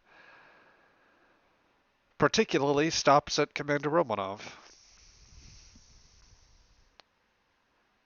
He lifts his hood, and you see, for the rest of you, it is the face of probably a Vulcan somewhere in middle age. Definitely more advanced in years, although his hair does not yet betray the change. For you, Romanov, though, well, it's not so unfamiliar. Is that my Commander. Is that my... Commander, is it now? Yes. You will forgive the informality, Ms. Romanov, but it is good to see you have advanced so far as you have. Thank you. And of course, you remember your old Vulcan instructor, Cardine. I will look to the rest of the group. This was an instructor of mine at the Vulcan Academy, the Vulcan private school I attended on Alpha Centauri. Oh, okay. This was one of the most influential people in my life. It is good to see you. Damn, you went to private school, huh? Yes, my family... Didn't realise you were that much of a posh git. No, my family made it happen. We were... Yeah, that's how private schools work. Yeah, just posh git, as I was saying. We fixed ships on Alpha Centauri, and my mother wanted me attending the best education possible. Yeah, right. When you say we fix ships, you mean your parents fix ships, or were they no, exploiting child labour as well? I worked with... It was a family business. So I worked in... I mean, not to slag off child labour. I did a fair bit of child labour myself, but... Well, family businesses are a little different. It wasn't child labor. But I was a busy girl back in those days, that's for sure. Yeah, well, it sounds like Alpha Centauri was a lot different from Vega. The Vulcan, whom you've come to know as Cardine, raises an eyebrow. Indeed, it sounds so. It could have benefited from the presence of others who weighed more attention to our welfare. I can say, of course, for Alpha Centauri that, while indeed, as with some Earth colonies, there were some more relaxed standards with regard to treatment of labor, we did provide some services to at least support them there. It is regrettable that we could not do more for others, such as yourself. Dr. Lambeth, it was? Yeah, Lambeth. He nods. I don't need your highfalutin moralizing. I'm all good the way I am. If maybe the one thing Vega had too much of was Vulcans. For the few we had. No offense. I'm liking Dr. Lambeth. Eula's liking Dr. Lambeth more now. Okay. Yeah, this is excellent. Soral does not say this out loud. I want to stress this before saying it, but he thinks you should visit Vulcan. Now that's a lot of Vulcan. That's a lot of Vulcans. But he's thinking it. Cardine simply nods his head in your direction, Dr. Lambeth. I have no ego to offend, Doctor, and indeed your presence here demonstrates that you had no need. It was your unique journey that brought you to where you are and made you as successful as you were. Let's cut the crap. Go take your rest. You're off shift. Don't waste any of it babbling with me. Your proposition is Especially logical, not Doctor. about garbage like that. Your proposition is logical, Doctor, and I shall not interfere with your tasks, nor with yours, Ms. Romanov. But if you should need to discuss things later, then at a time more pertinent, I am prepared to assist. Thank you. He nods and Excellent. Well, thank you, Cardine. he nods, and before passing by, he does stop to see you, Saral. And God damn it! I hoped he wouldn't. he simply meets you with My distraction failed. he simply meets you with the traditional greeting, peace and long life. To you too. Do you return the signature hand gesture? There's like a maybe not. It's maybe not intentional, but there's certainly like a moment, like a hesitation, as if he remembered it.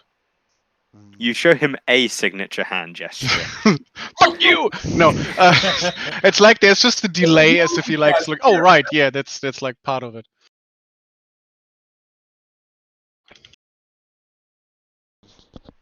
So with that, Cardine will take his leave.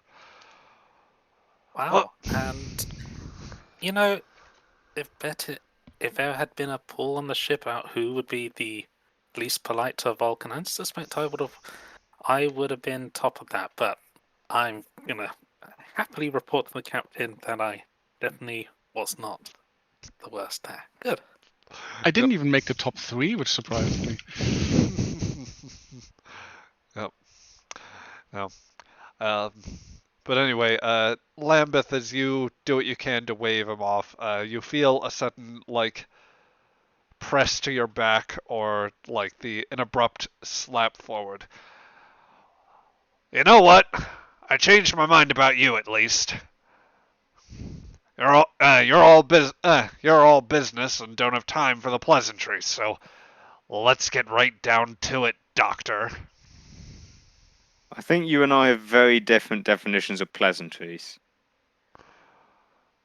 Let's get on to business.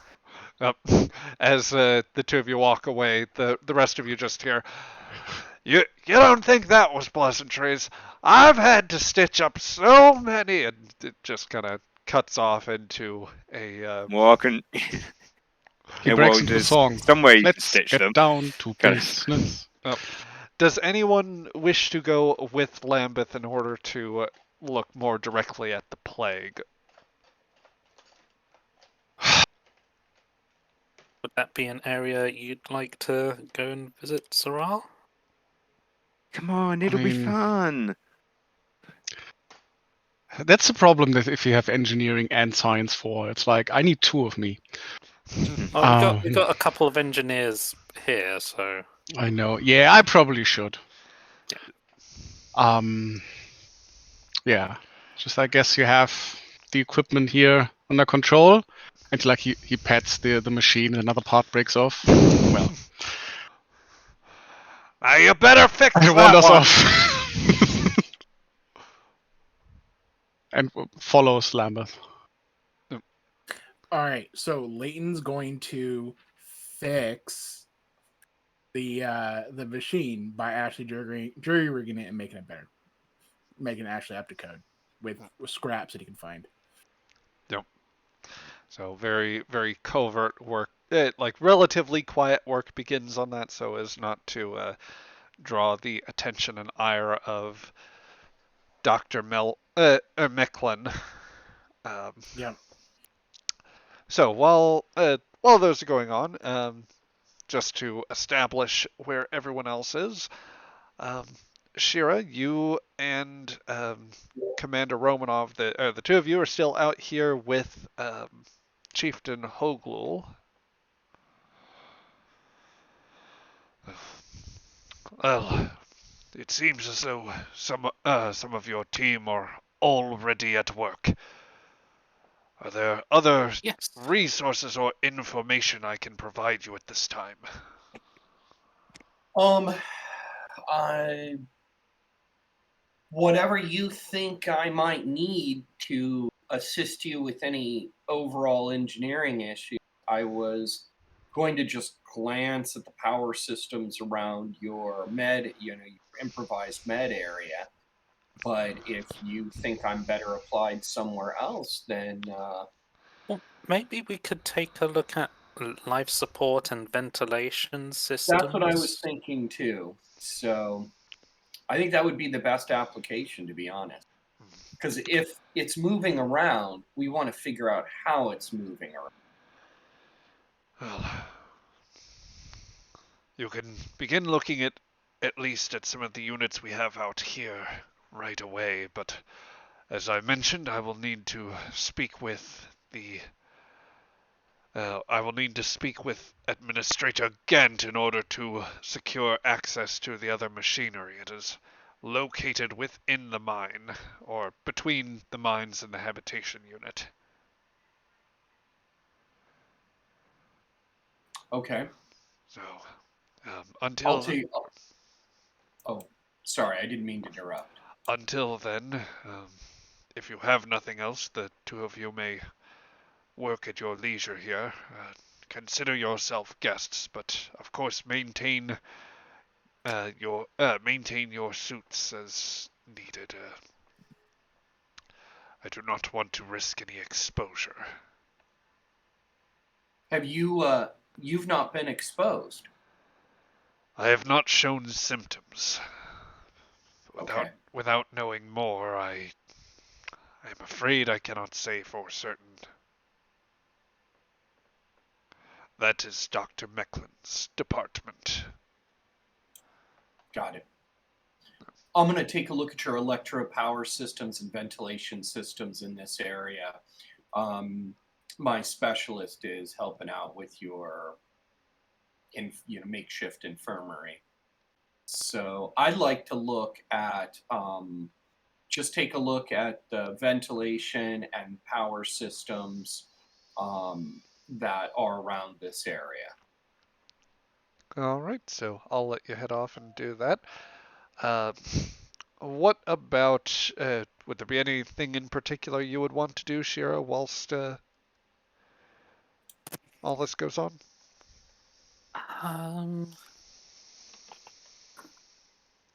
Not right now. I'll stick with Romanoff at this point. Okay.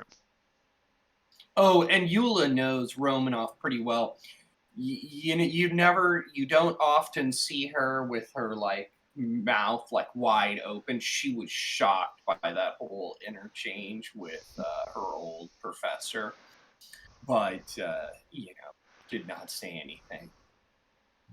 So okay, then I'm gonna take a look at the area with either pros, either control or reason and engineering. Well, we can revisit some of that. I think more of it would just be to establish fluff, basically, or a general sense of what's going on. And while all of that is occurring, I think that we would cut back to the interior of the makeshift sick bay that they have going. So let's pull in Dr. Lambeth, Mr. Sorrel, and Mecklin. So once you step in through the once you step inside the main facility that they have, you find yourself in a small chamber as the door seals. While the outside appeared somewhat grody, this actually, like, although the metal appears like discolored or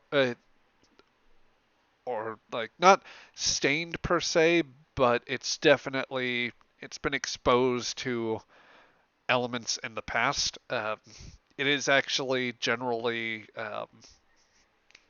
like it doesn't seem like the place is particularly disgusting or otherwise any signs of contamination. There is like a brief sort of spray of kind of air, like gases in the chamber. The doctor has affixed a respirator of his own, um, but his nose still crinkles a little bit. You probably couldn't tell from inside those suits, but smell of this stuff lingers a little bit in here. Do what we can in order to keep things a little clean.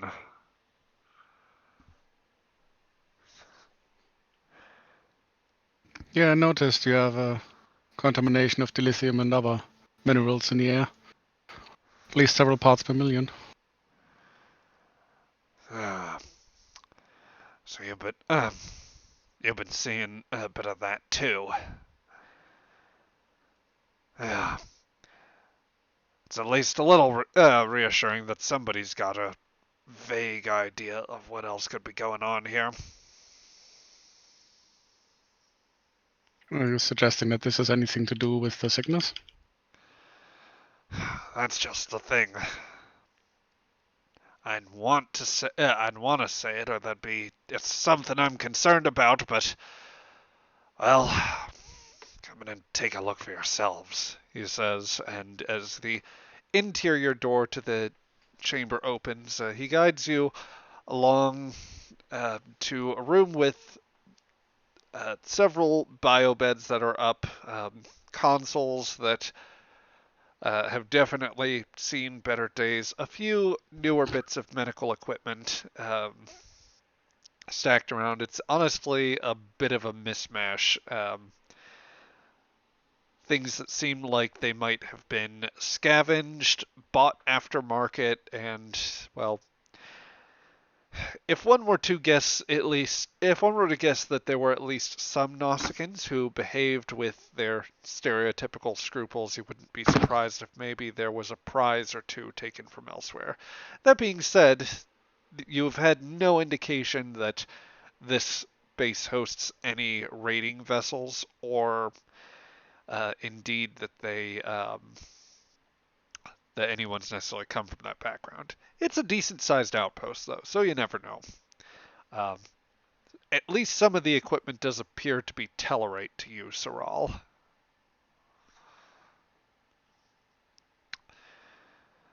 Well, I feel like a kindred spirit here. All the biobeds are filled with patients, some of whom are relatively quiet, seemingly at rest. A few that are awake, but a good number of them that are just hacking out their lungs pretty much, or some that are wheezing. It's a very sort of ugly sounding environment. Some have other respirator type machines that seem to be assisting them. These cases have been growing on a pretty consistent basis, and I'm having extreme difficulty identifying a cause here. Some of the machinery isn't quite compatible, and the Jogus techs insist that there's something with they're suggesting there's something with a pathogen, but I can't quite nail it down here. If you'd like to take a look for yourselves, then by all means. Yeah, Get sure. those gun again? Okay. Yeah, yeah, sure. Let's take a look. Okay. Doctor, I'm going to give you a reason and medicine roll here. I think that I am going to... I'm actually to... Just because this is a bit of a complex situation, as the doctor has implied, I am going to set this at a maxed out difficulty, so we are going up to 5 here. But even if you don't completely succeed, I will give you information at each stage here. So you will at least get something, but you max out with the complete success. Okay. So was difficulty it 5 reason, for everything. It is reason medicine? It is reason and medicine, yes. Can I assist? You may also assist with reason and medicine. Yeah, I don't think I've got a focus that's going to help me with this. So What is your probably not reason and worth medicine? kind of 13 total. Oh. Got medicine 5, but reason 8. How did you get through medical school? He He's just not a very reasonable chap. yeah. He went through the medical school of hard knocks.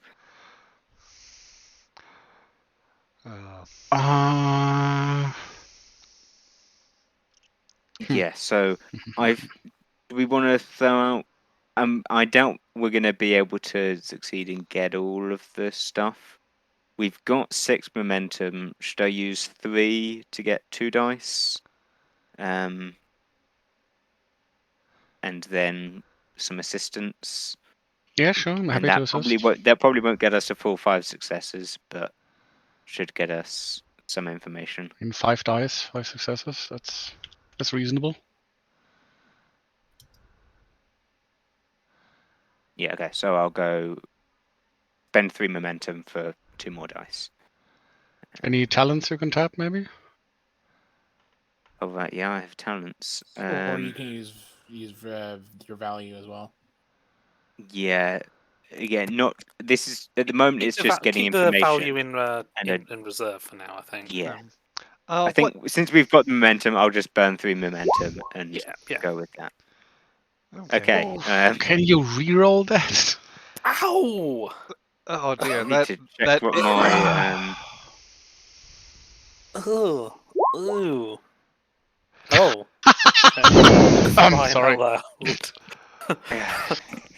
I mean, Soral is the insufferable know-it-all, so it makes perfect sense. So, Dr. Lambeth, you've earned 1 yes, success. this is a liver, right? So this is a person. I'm diagnosing this correct, right? Well, it's like yeah, this one is alive. Is that? No, that's the medical bed. Oh right. You start working on the CPR dummy first.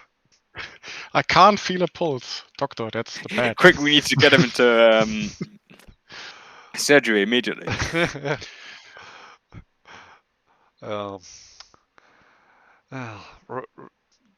You know, I'd make a joke about Creighton being cautious at your next checkup, but you saved him from a pretty bad case of allergies, so that I think that he doesn't have anything to complain about. That being said, let's see. Remind me, like in case you wanted to do anything with talents here, if that impacted anything. Yeah, No, my talents and stuff are all basically about treating people rather than learning. I've got field medicine, first response, and practice makes perfect, and resolute. But there's the copy that. Yeah.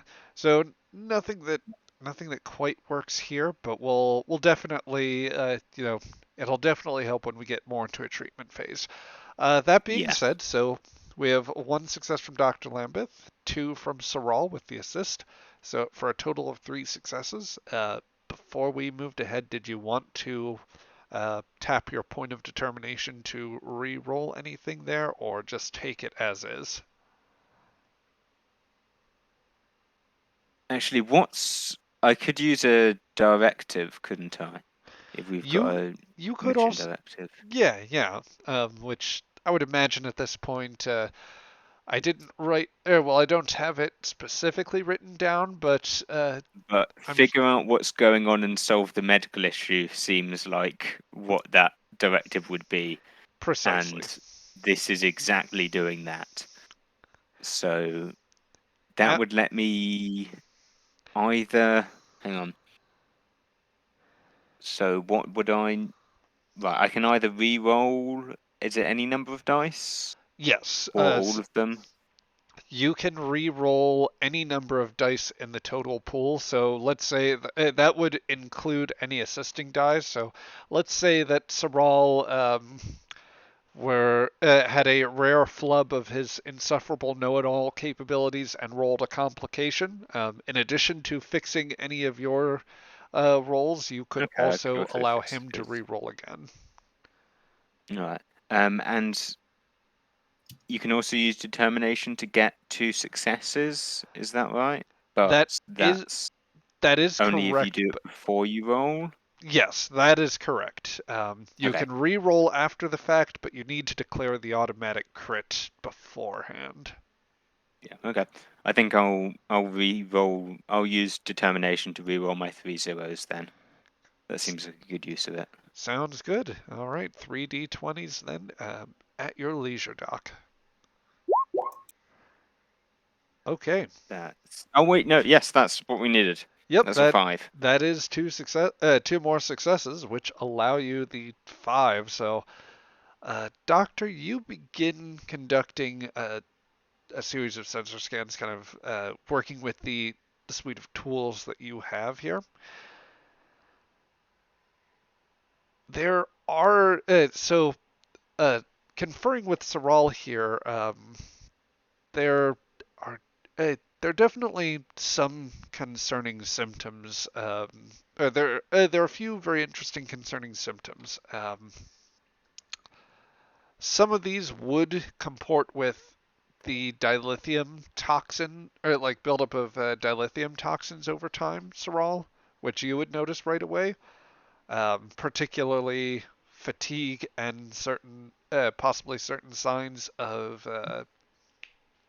like muscle weakness or other types of illness here. But a lot of that doesn't seem to be the main problem. The predominant issue that seems to be going on would be that there is a considerable amount of there's considerable amounts of inflammation, particularly targeting the respiratory tract, with some secondary impacts on circulatory system and other muscle groups. That is kind of the primary thing you are noticing here. It is that inflammation is, it is creating some breathing difficulties. It is inducing some general weakness, like fairly moderate to extreme pain, depending upon the cases. It's just absolutely debilitating and fatigue-inducing. The blood, there's some unusual changes to the blood chemistry of the patients that you are starting to look at. Um, Something that you Okay. might associate with different sort of chemical toxins. Not all of it, however, links to dilithium necessarily. Um, there's no real signs between any of the patients of any sort of common viral or bacterial agent. Um, I would say also, like, the more minutely you look and the more you press through past at least some of that, you think that you are also beginning to notice some signs of other, like particularly lung tissue damage. And that's another area where you are noticing trace signs of the dilithium coming into play. It seems as if there is an inhalation issue, and that might at least be the vector for that. But the other chemical components, they aren't anything, Saral, that you recognize as coming in the air. And let's see here. But it could be something that went along with the dilithium that got mixed in with it, kind of, or. It's entirely possible that, or there is another vector here that you don't understand Okay. yet. And essentially, this would be 2 entirely separate problems. that would very much seem to be the dilithium case. poison and another. Okay. Yeah, basically with the dilithium, you are looking at in the first state, like the first problem is causing is kind of the equivalent of silicosis, where the fragments are when they enter the lungs, they cause damage to the tissue just by cutting things up. And as those shards are embedding there, some of it is getting absorbed into the bloodstream and causing some like minor issues. I'd say it's the beginnings of sort of toxic dilithium exposure, but it is not the primary issue here. I mean, we can do it like in a classical drama house, and just treat for the dilithium poisoning and see what symptoms disappear. I mean, yeah, that seems like it was going to work. I mean, to be honest, I was thinking about just looking at the people, seeing who's got more severe dilithium poisoning and how that affects the other symptoms, if it correlates or not. Okay. But you actually, just treating the dilithium symptoms is also just a good thing we should be doing. So It let's could start also with be that. lupus. Just saying. It's never lupus. That's the moral of the story of House. It's never lupus. Okay. I will say before moving on to any sort of treatment here, if you would like, you do have momentum on the table, so you could, if you want to pose any questions, you could always spend some to obtain information here. Is there a good question we have at the moment? I mean, I guess the one I was going to ask about, like, how much does the dilithium poisoning and the other stuff correlate? Like, is it one person? To figure But that out, we can need to also figure kind that of out just treat one time. of them at least. But Yeah. is there any history where everyone was infected? Like, is there like a clear map how this happened, or were like all of them working in a particular spot in a mine suspiciously? Something like that. Okay. For 1 point of momentum, I will allow you to pose that question, and Dr. Mecklin will get back to you. Yeah, I mean, if everyone else is okay with 1 momentum for that. Yeah. Well, that's just the thing here. Only a couple of these people are miners or have even been in the mining region. The rest are, some have worked in the dock, others just jobs in the agricultural section, working alongside those Kafrans. But so pretty much, but only a few of the people have been in the mines, but pretty much everyone's got dilithium poisoning or similar symptoms. Yeah. They're all Nausicaans, right? Everyone in here is an Nausicaan, yes. The doctor is not wearing a face mask, right? He did attach a respirator going in here, but he was not Vulcan wearing one. The Vulcan was not. Even when they were inside, because they came from the inside, if I remember correctly. He was coming from inside one of the tents, yes. So. Okay, but not from in here, from like. Yeah. Okay. If you pose that question, Mecklin would give you information for free on that point.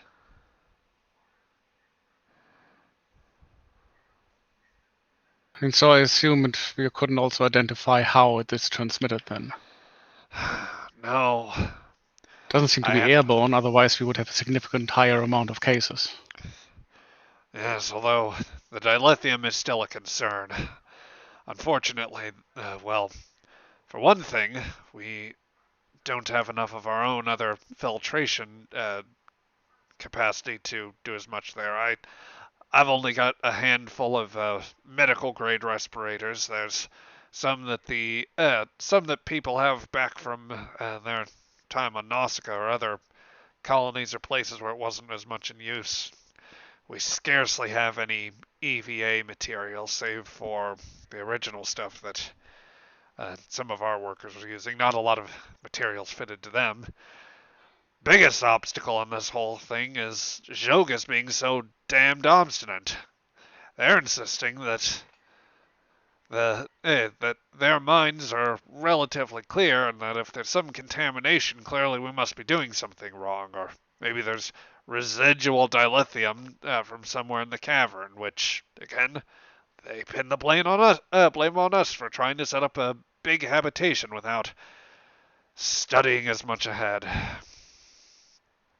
or for a thorough geological survey is their wording.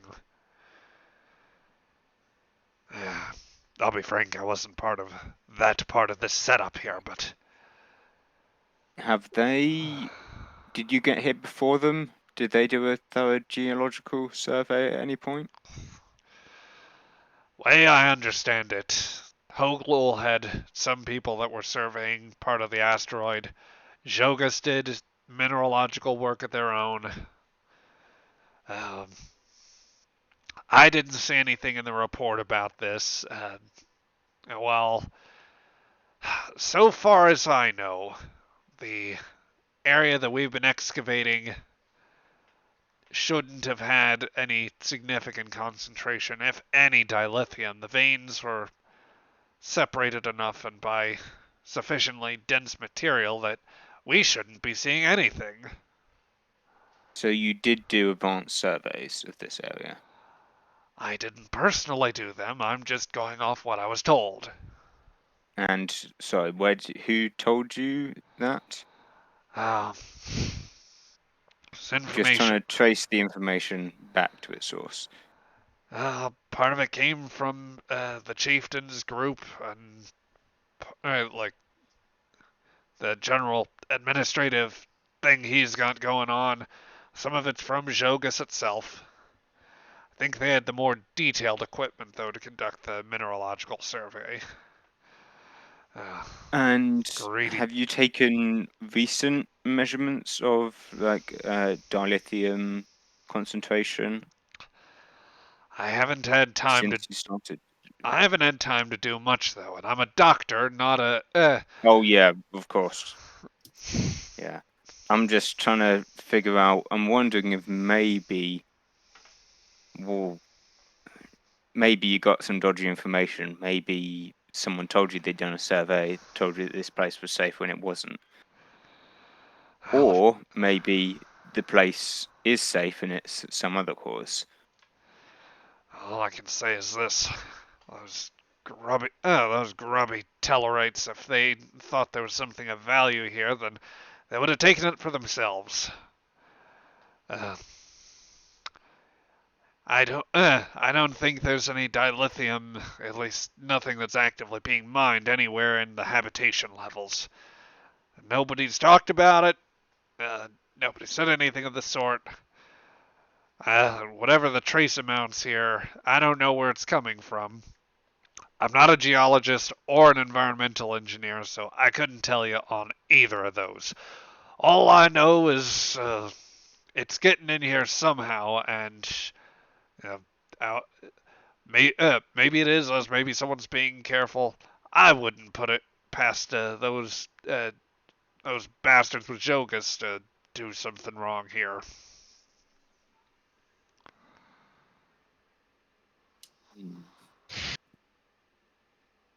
Well, Dr. Lambeth, I have a suggestion. Yes, please. You can see what you can do for these patients, and I'm going on a hunt for the source of this dilithium poisoning. That sounds good to me. Just don't get yourself in too much trouble, or if you do, make sure someone's got your back. Me? Trouble? I sure you have the wrong Bulgan. I'm sure. Now, do you want to get out there and start causing it, or? Well, I'm just gonna innocently look for the source of all the lithium. I assure you, it's always trouble that finds me. I'm never go looking for trouble. Right, yeah. It's the truth, nothing but the truth. Guess trouble's just grown fond of you over the years. If you could say that. Your old friends. Uh, Well, I'm going to yeah. get in some trouble of my own and try not to catch any infectious diseases. So, I think the captain would appreciate that. yeah, let me know if you need any backup, or let someone else who's better equipped to give backup know.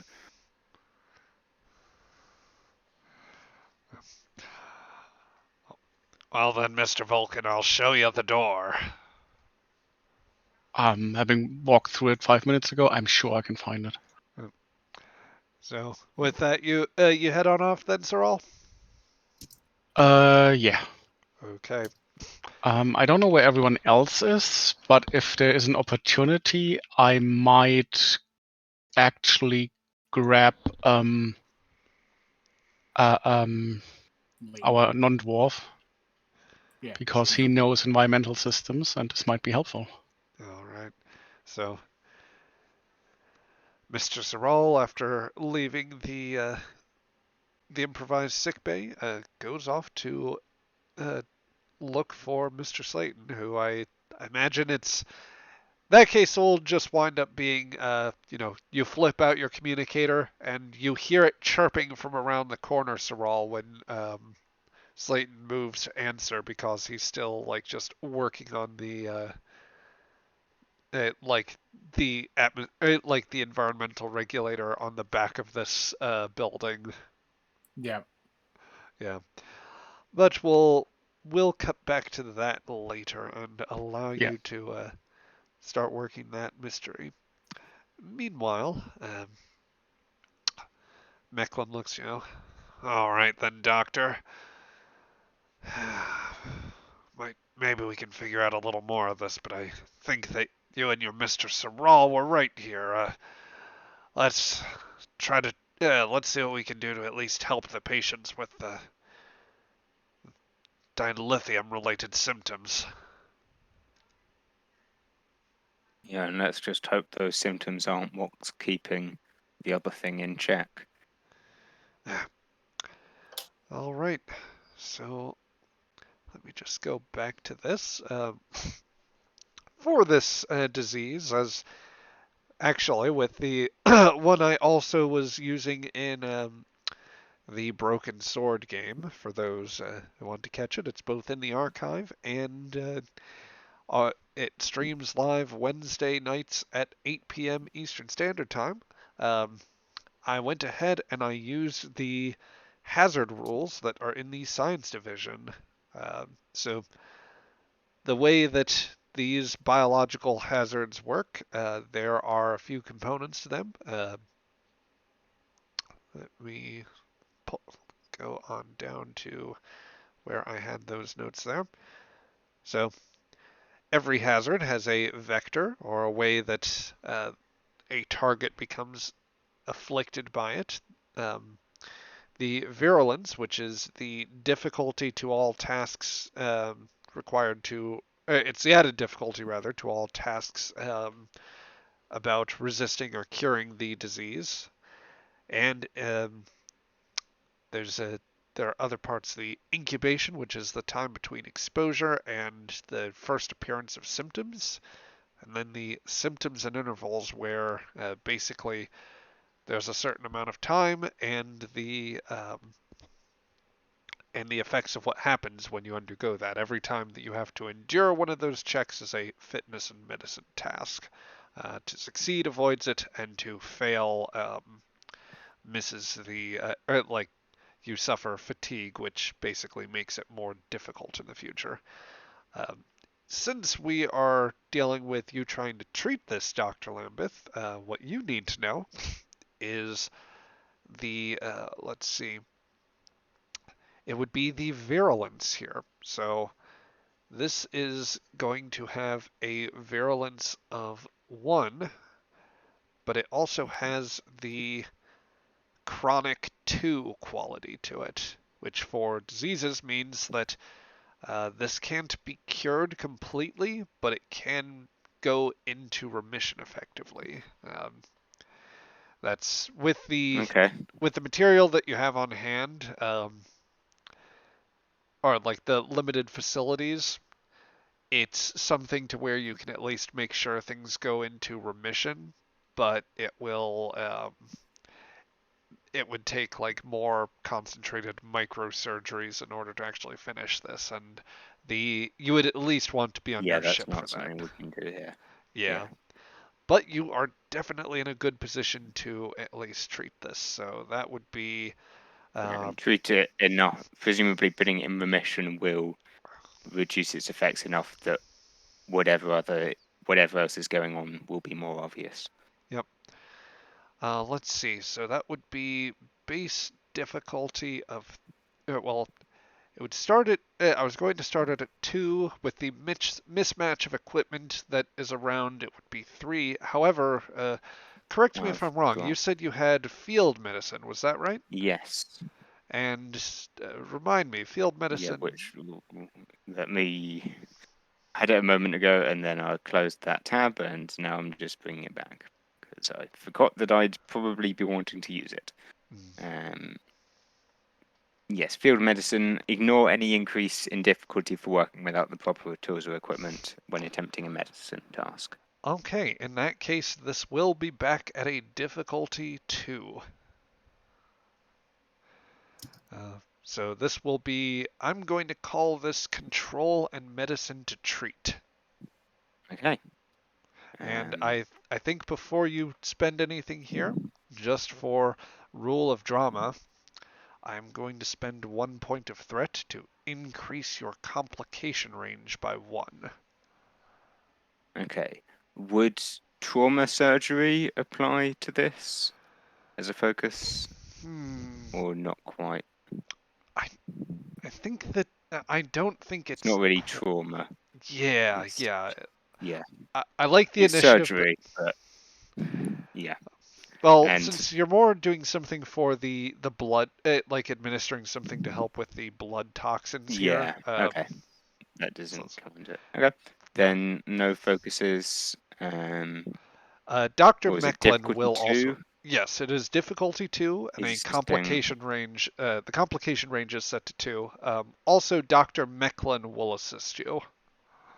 And his complication range will be 2 as well. Yes, that is correct. Presumably, yeah. Do we want to spend 1 more momentum here? Go for it. And just kind of guarantee it and maybe earn some back. So spending 1 momentum. Oh, that is 3 successes there just from you alone, plus 1 and more that's from 4 in total. Yep. So you begin to administer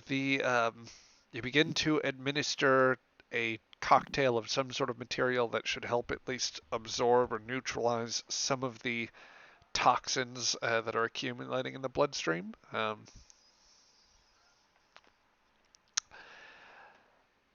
The mixture that you're starting to see here actually, you're surprised with how easily it actually winds up working. The material that you inject in begins to interact with the bloodstream, producing very minor sort of changes, but among them helping to pull out a lot of the toxins or the toxic effects being caused by the trace levels of dilithium. Likewise, I guess there'd be some sort of fortifying component.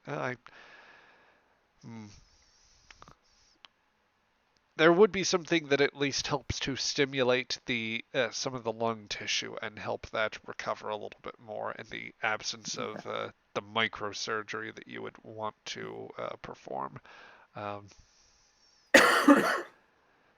It's not repairing the full lung tissue damage, but it is helping them to regenerate some other weakened bits of muscle here. Some of it is some of it is still showing signs of inflammation, but the newer growth is marginally less so. So it is actually a slightly. It's not something you'd necessarily predict that the new tissue would be. The new tissue is showing some signs of like the body being exposed to something else that might account for the inflammation in the lungs and respiratory tract, but it doesn't completely. I don't know. There's something else that it seems like your treatment is having a very slight side effect that might show a reduction there, but it's not addressing the full cause essentially. Okay, but we've got the dilithium stuff basically into remission, Yeah, so yeah. we can now rule that out from whatever's going on. As Mechlin looks over an older scanner that seems definitely to have. I'd say that a part of it seems to have been welded back together at a certain point in order to keep the plating on, or the casing rather. Well, I'll be damned. Actually, registering a bit more of an improvement here. Not enough, unfortunately, but it might help us figure out what's going on. Because we've still got... Yeah, still not healthy. Right there. And I'd be tempted to try and maybe start operating to get some of the dilithium traces out. It's not going to do us any good until we address that, or the source of whatever other contamination there is, Doctor.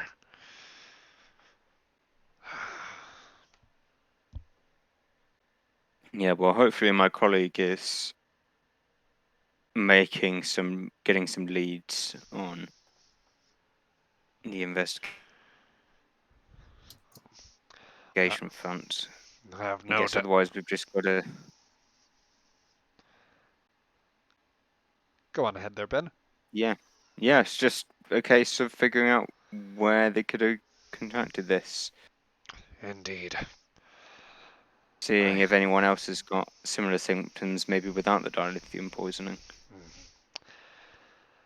Well, I hope he does. Because now we should have basically a log of what the symptoms look like without the dilithium poisoning going on. Well, I hope he does figure it out, but I tell you, I got the feeling your friend might wind up attracting some trouble this way too.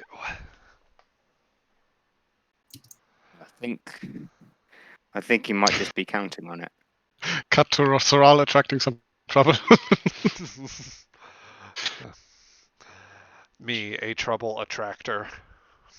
Just 3 Tellarites with like broken pipes slapping into their hands. You're in the wrong part of town, pointy ears. Wrong part. Tellarite mob on one hand, Nausicaan mob on the other. Cannon You to the should left. probably head That's back fine. to All you your have to do is ship, duck and they boy. take each other out. Yeah, that's basically my plan. I make trouble with both sides and then just flee in the ensuing chaos. Yep. And just for good measure, the weird spider cosmozoa that all of the budget winds up going to. I eat dilithium. Anyway, no, that is not canon, and I prefer all 30 seconds. All 30 seconds, nothing else. Yep. Yep. But anyway, I think that is the best place to leave us off for today's session here. So I think that before risking any other tangents or other chaos, I think that we will go ahead and cut off for those on the recording here. Thank you for joining us this afternoon and or evening, depending upon where you're watching from. And we hope you enjoyed. We will be back for another session live next week on the 19th. If you are wanting to catch it while watching from the archive, if you want to see us, we're streaming at twitch.tv /GM in the Great Barrier. And that'll be 1 p.m. Eastern Standard Time or 6 p.m. GMT. Greenwich Mean Time. So yeah, feel free to check us out, and you can check the links in the description here. But if you want to take a look for updates, be sure to check us out on either on Twitter or on Mastodon now. Yes, we're there. Twitter is probably going to flame out, but we'll be there till then. In any case, you have a good rest of your day. Thanks for watching. Bye bye.